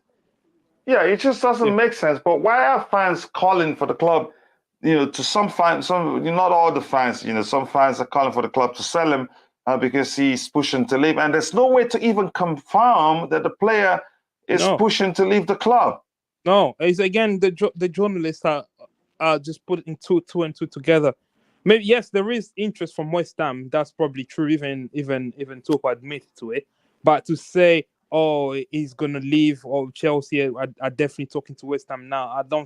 I don't believe it. I think Chelsea will keep him, and then unless obviously he get to a point where yes, there's literally no way of keeping him, then I think we'll sell him. But as of now, if you ask me now, he's going nowhere, and rightfully so, because we don't need. Is if we sell him, we need to bring a striker. That's again, we have to go into a market where there aren't many strikers. Any strikers that we got in for it's gonna cost us over 50 million. It's money wasted that could have been spent in midfield and maybe in wing back. So he's staying. We just have to tell him, listen, grow up. You're staying here. You signed a contract. You have 4 years left on your I contract. don't think it will actually get to the point of grow up. Rodrigo, what are you doing? Yeah. We just no, but I get your argument. I was just kidding anyway. But go ahead, brother. Yeah, I think actually, if I'm Broja, I'm looking at the people ahead of me. I'm looking at Kai Havertz. I'm looking at Batshuayi, one of the worst players I've seen. Maybe is he as bad as Malang Sarr? Yeah. So he's looking at these two people ahead of him and Timo Werner. All he has to do is play maybe 2 or 3 really, really good games. Put his all in those games. He's gonna take the spot. It's easy. He has the easiest path to first team football at Chelsea in a very long time. Yeah. IBC, how about you? You've always asked for number 9. You have one, young one actually, because every time we argued about getting the number 9 for Thomas Tuchel, we've always argued for a cheap number 9 or maybe a young number 9 that's able to adapt to how Tuchel wants to, fulfill the number 9 role. So, IBC, your thoughts on Armando Broja? Yeah, keep him. Well, even if we do keep him, yeah, it's not a problem. Yeah, keep him. I'm not in the camp of selling him anyway. But if he wants to leave, That's another thing. No, but there's no way to confirm that. Even if he wants to leave, we can't confirm that. So like Rodrigo said, he's contracted to the club up to 2025. Yeah. Why sell him? Rodrigo's right. Exactly. Rodrigo's right. Why sell him? We should even be firm. We should be like, we're not a selling team. Like the players that left were all contract. It was all contract situation. They left him for free. We're not selling guys for a fee of X amount. No, bro. No, I don't think Tuchel wants to even sell him. I don't think he wants to sell him, and that's perfectly fine with me. I want to see what he can do. I want to see how he integrates. I want to see how he plays. I want to see his game. And yeah, why not have a homegrown player play for us? Why not? But obviously he didn't play yesterday, so it's evident he's probably still out injured, isn't he? Yeah, obviously, yeah, definitely. And obviously we don't know for certain that he is staying. We would like him to stay. We do not know that for certain he is staying. So whilst that's in the balance, looking at it from yesterday, it looks like that spot needs to be filled. So if Broja's fit and he's ready, yes, slot him there. See how he goes for a few months. See if he's what we can do, and we take it from there. But I'm not in the camp of selling him. Certainly not to West Ham. I've already sold Zuma to West Ham. I'm not selling the academy product to West Ham. You know what I mean? That's like Dev selling us Lampard. You know what I mean? It's whatever. They ain't giving us Rice either. They're not giving us Rice. Like it's like, mate, do one. Rice. Do one. Yeah. Yeah, it just doesn't make sense because I'm suspecting if they're really coming for him as rumored, I think we'd be asking for, okay, you give us Rice, then you can take him. I'll slap an 80 million price tag on him just to deter him, just to deter them away. I'll just put 80 million on him for no reason. Yeah. Yeah, Ty, your thoughts on the Armando Broja rumors? Well, for me, I don't fully believe it, but if that's the case, I'm sorry. I have to say what he's doing is foolishness because what was that? Was Rodrigo the one speaking, or was it IBZ? IBZ. Yeah, it was Um, IBZ. yeah. So if it's a case like that, if he needs to, all he needs to do is just look at the situation, look at the players that are ahead of him, and clearly he will see that the all he needs to do is just have some good games, and he can take that starting position. So to me, I find it weird that he wants to leave. But if it's a case where he wants to leave and that's the case, it's not because he's not good enough for Chelsea. I think it's maybe, I think people need to remember that a lot of players that leave the club is not because they're not good enough. That sometimes due to the way that we play, not everybody would suit that system or suit that playing style. For me, I think that if he goes to West Ham, and I was trying to allude to this earlier as well, it's not a case where we and West Ham are trying to play for the same thing. They're playing to get top four. We're trying to challenge, and right now they're not close to being able to challenge. We're not even close to challenging. We have a lot of offloading to do of players that aren't good enough, so we're not close. But if he goes there, they play a system that would accommodate him because they're a team that play counter-attacking wise. We play with having a lot of possession and try to make good passes, key passes, ball retention, 1-2 passes, connection this, connection to that. So if he goes there, he's guaranteed to get good service because they have players who can make those passes. And I mean, they have creators. They have Gerard Bowen there who can also create. They have Antonio who's there still, but he has injury issues, so they're looking for coverage for when he's not available. They do have Pablo Fornals and Declan Rice is there as well. Soucek is still there. All players have creativity, and that is complete contrast to us. We don't have those creators. We have players who are either defensive, registas, and players that have some level of creativity, but they just don't have that consistency or that form to do it. Attacking football. Don't forget West Ham. Every team that plays West Ham, they open up, so he has more space to run in behind. Yes, so that is the point. So if he goes there, he's probably looking at their project and saying, compared to Chelsea, compared to what they do, I can go here. It's not because he doesn't think the club is good, but sometimes players do what is best for them, and that's what we keep hearing. Whenever youth players leave, they say that they're happy to have spent such years at the club, but they thought that it was the best decision for them. If he believes that it's the best decision for him, then that's his choice. But I'm not on the bandwagon to sell him, without a sensible reason. If he's pushing for the move, then you sell him because we don't keep players who want to leave. We're not a club like that. But for me, and I'm going to make a bold statement as well. I think that in the coming years, Broja will be better than Haaland. And we can say that we had this youth player at our club. I'm going to make a bold statement. He has the potential to become better. Yeah. And as long as he doesn't get this big injury and it destroys his career, he's going to be better than Haaland. That's my bold statement. Wow. Yeah. Just here, Chelsea the Kingslayer says your hero Koundé buys a Preseason, but could swear you people here thought he was too old or never rated. The truth is, again, most Chelsea fans, that's the truth, didn't want Preseason because some think he was too old, and that's the truth. So you're spot on there. Viola should be studio engineer. I think we'll work on that because if I have studio engineer, it'd be easy for me to catch up with all the comments in the chat. But right now it's pretty difficult because it's just me alone. I cannot wait to play Man City this season. Wow. Kim So. Is that how ready you are already for signing just 2 players or how many players? I don't know already. Again, let's wait till the transfer window closes just before you say that. Omari Hutchinson. Sorry? Remember, we have Omari Hutchinson. That does what? Remember, we have Omari Hutchinson. Yeah. You want to talk about him, or you're gonna wait for me to come? We've signed him too, so he's gonna add to our attack. The young Neymar, apparently. We signed him. He's very skillful. Yeah. And where did we sign him from? Arsenal. Oh, from Arsenal. Yeah. Arsenal.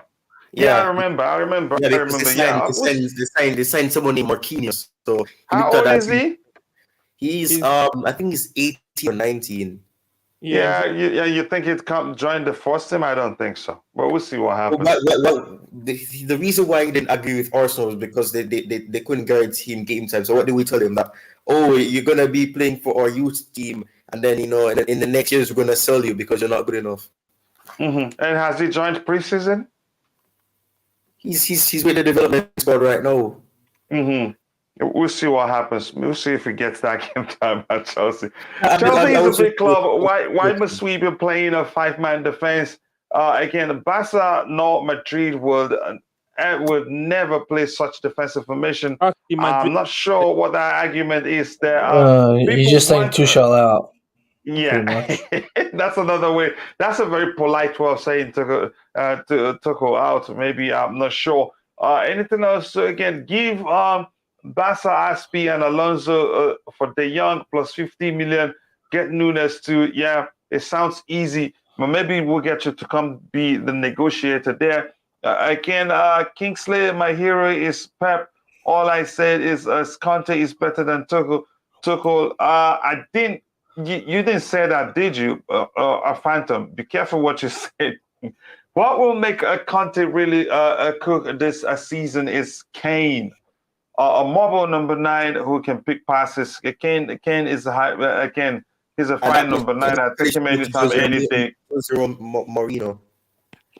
Yeah, I'm going to skip to the very bottom. Please, apologies if I miss any of your comments there. It's me alone, and if I try to read everything, that's a chance I would still be reading it till the end of the show. So please forgive me. Now, I'm going to come to the panel. Rodrigo, you've talked about the Armando Broja situation, and I know IBC have. Matt, your thoughts? I think Rodrigo said it before. It's like, we have to be a firm club. It's like, we still have him in contract. Why are we even discussing with other teams? I know we can get the price on it, and I don't think we're keen on selling him. And he doesn't have a right to say, I want to go to West Ham, because, again, he's under contract. I would keep him. If his contract runs out, he wants to go to West Ham, go for it. But let him develop under Chelsea. As I said, this is a loanee, which is needed. We need this loanee. We need him to stay. So it shouldn't be a big discussion. Honestly, it should not be a big discussion. It's if we get rid of him, it'll be up to the Tuchel board. And I guess if the manager rates him, so I guess it'll be a board decision. But we'll see what happens. But I don't think he leaves. I do think he stays. Yeah, but here's what sometimes doesn't make me happy about all these things we see in the media here. I think, wasn't it PYS has also tweeted that Barcelona has told Koundé to wait for them, and if it does, that's it. And now he's saying Jules Kounde has plans to live in the same house left by Romelu Lukaku, a common practice with football players. Barcelona could try one last attempt. However, Koundé already said yes to Chelsea. He's coming. Okay, and now coming. Even Pipes himself, I like him, but he's confusing me. That's where all this is. That's why I don't even know what to say again. This seems so far straight. They open the door. They also open a window so that yes, they open the door. They open the window. This whole thing is so freaking confusing. I agree. I think, but you know why it's so confusing? It's the same thing with Raphinha. Barca prop with all these twerking. What's his name? Romeo, the guy twerking on stream, and all these guys. No, I didn't call for Siri. All these guys, with all the Barca props.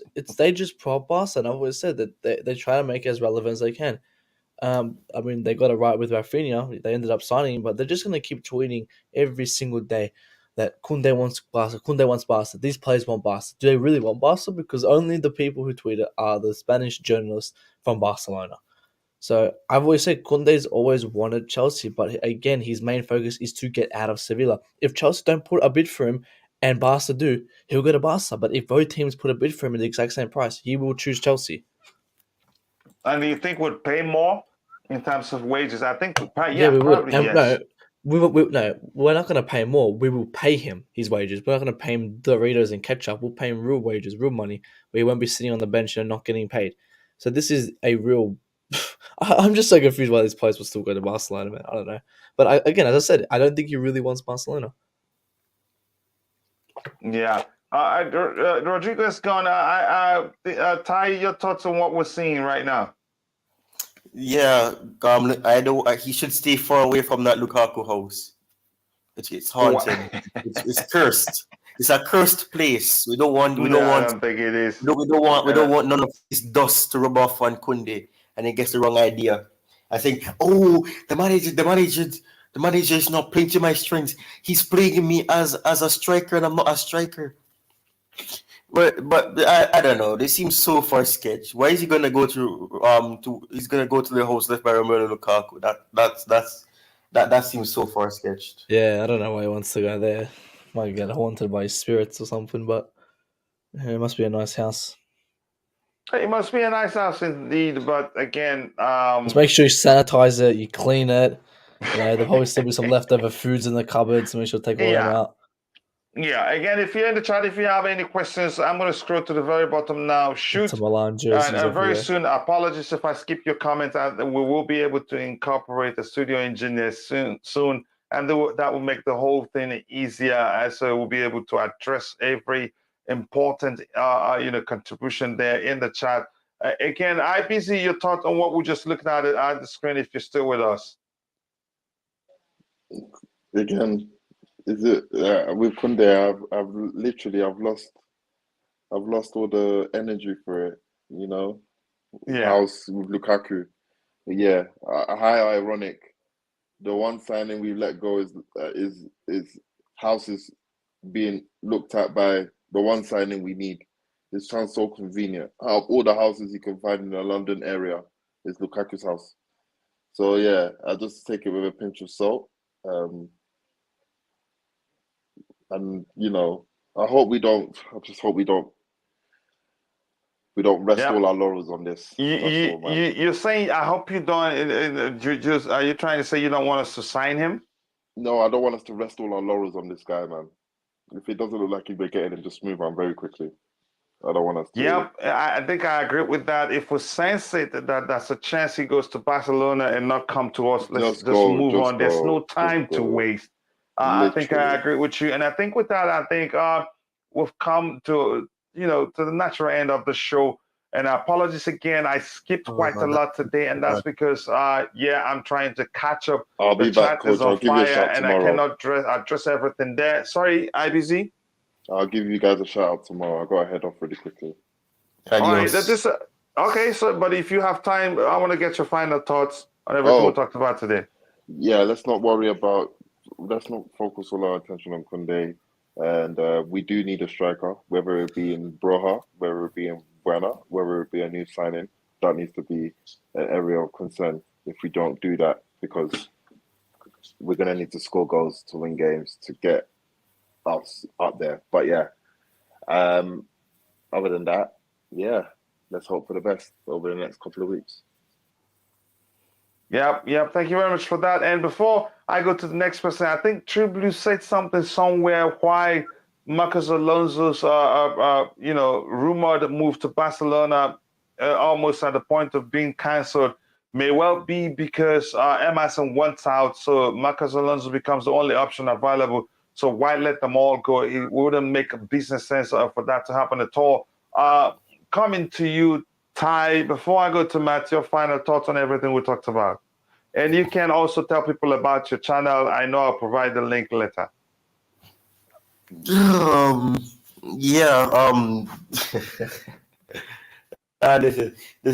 was a hilarious show. I mean, everything from this Koundé transfer saga to Kimpembe is there's still light. There's still a possibility. And of course, Conor Gallagher, the hate he's getting and everything. I don't know if it's justified, and I think it's foolish, but that's just me. But it was a good show. I mean, I know people are 50-50 on it. I'm 50-50 about Jules Kounde, and I still think that a part of me still thinks he goes to Barcelona. I would love to be wrong, but I think we've shot ourselves in our foot by what we did, and now we have to pay the price. And Tuchel wanting 3 centre backs. Probably this is it. Probably this is the consequence for wanting players before looking at other players first. But that's just my opinion. It was a good show, as I said, and I just hope that we get news, and the positive news will be that we've signed Koundé, and it'll be our third first team signing for the male team. Regarding my channel, the latest video that I have was on Koundé. The channel itself is serving around Chelsea Football Club, and it's a channel where I speak about different topics. Recently, I've been comparing players. I had compared Dembele and Columbus Nadoy. Obviously, we're not getting Dembele, but it's a good comparison, so you guys can always check that out. I'm currently at 257 subscribers. I'm hoping to get to 300, but it's the waiting game. I know patience is key. I'm slowly but surely getting close to my target. So yeah, but it's a channel that is focused around Chelsea Football Club, and I do discussions. I speak about my thoughts, and I don't clickbait like some people do, but I'm not gonna call any names. Yep. Matt, coming to you, your final thoughts on everything we talked about, and if you don't mind, tell people about your channel, and I'll make sure to provide a link to your channel when the video is ready. Yeah, I mean, if you watched yesterday's game and you looked at our attack and you said you don't want a Ronaldo, I don't know what to do with you. You 'Cause and that Ronaldo still. even anyone, honestly, like I looked at that attack yesterday and I was like, what the hell is this? Like we played our best front three. We played Mount, Havertz, Sterling, and it was absolutely shocking. But let's continue. Let's see how it goes. But it's garbage, and I don't think it progresses. To be fair with you, so we'll see. But good discussion. Koundé again, it's a must. I've been saying he's a done deal since June Do you think it will 2021. happen this time? I think it will happen. I think it's highly confident it will happen. And let's get him in a blue shirt because he is needed. It's still with him here. We still need more players, but as I said, it's going to be a long process. This season may not be where we get everything. We might, a couple more seasons down the line. But obviously, find the channel ZVOII, where I do clickbait on that channel, so you can come and get the clickbaiting thumbnails there. I just do live streams, and yeah, everyone comes just to have a laugh about. And we just chat Okay. football. I'm not sure what you and Ty are talking about. And I'll say as well, if you want to get rid of Gallagher for missing a penalty, let's sell Mendy for not even diving to the one side of the penalty right. He didn't get a one right side yesterday. So yeah, he was diving. He was like he's in a movie for when somebody's about to shoot somebody you love. Yeah, I know just took a jump. So, yeah, thank you very much, man. guys. Matt, I appreciate you finding time to join on the panel again. And thank you very much. I cannot thank you enough. And if you're in the chat, I want to say thank you to Triblu, for always finding time and being a part of the conversation and also great contributions there. And the same thing as Steve Chelsea, thank you very much. Same thing as MC Ras 3D, thank you to everyone. And thank you to Kim So, who asked, where do you think Chelsea will finish? Again, where's that? That's where he asked the question. He says, Coach, where do you think Chelsea will finish next season? I'm not sure, honestly, but I'll be able to answer that question by the time we conclude our transfer business. Come to me with that question, and I can give you, let me say, a strong answer if you want to say it that way. Thank you to Liam Lane, who was here, Chelsea the Kingslayer, Joko, James, everyone else. If I miss your name, apologies. I'm only human. And again, I cannot thank you enough for all the tremendous support. You guys are absolute legends. Thank you for 100 plus likes. Again, see you guys later in the day for the evening show. Or if I can't do that today because I need a break after that travel. Again, I'll see you guys for the next Blue Morning show tomorrow. God bless us all, and cheers.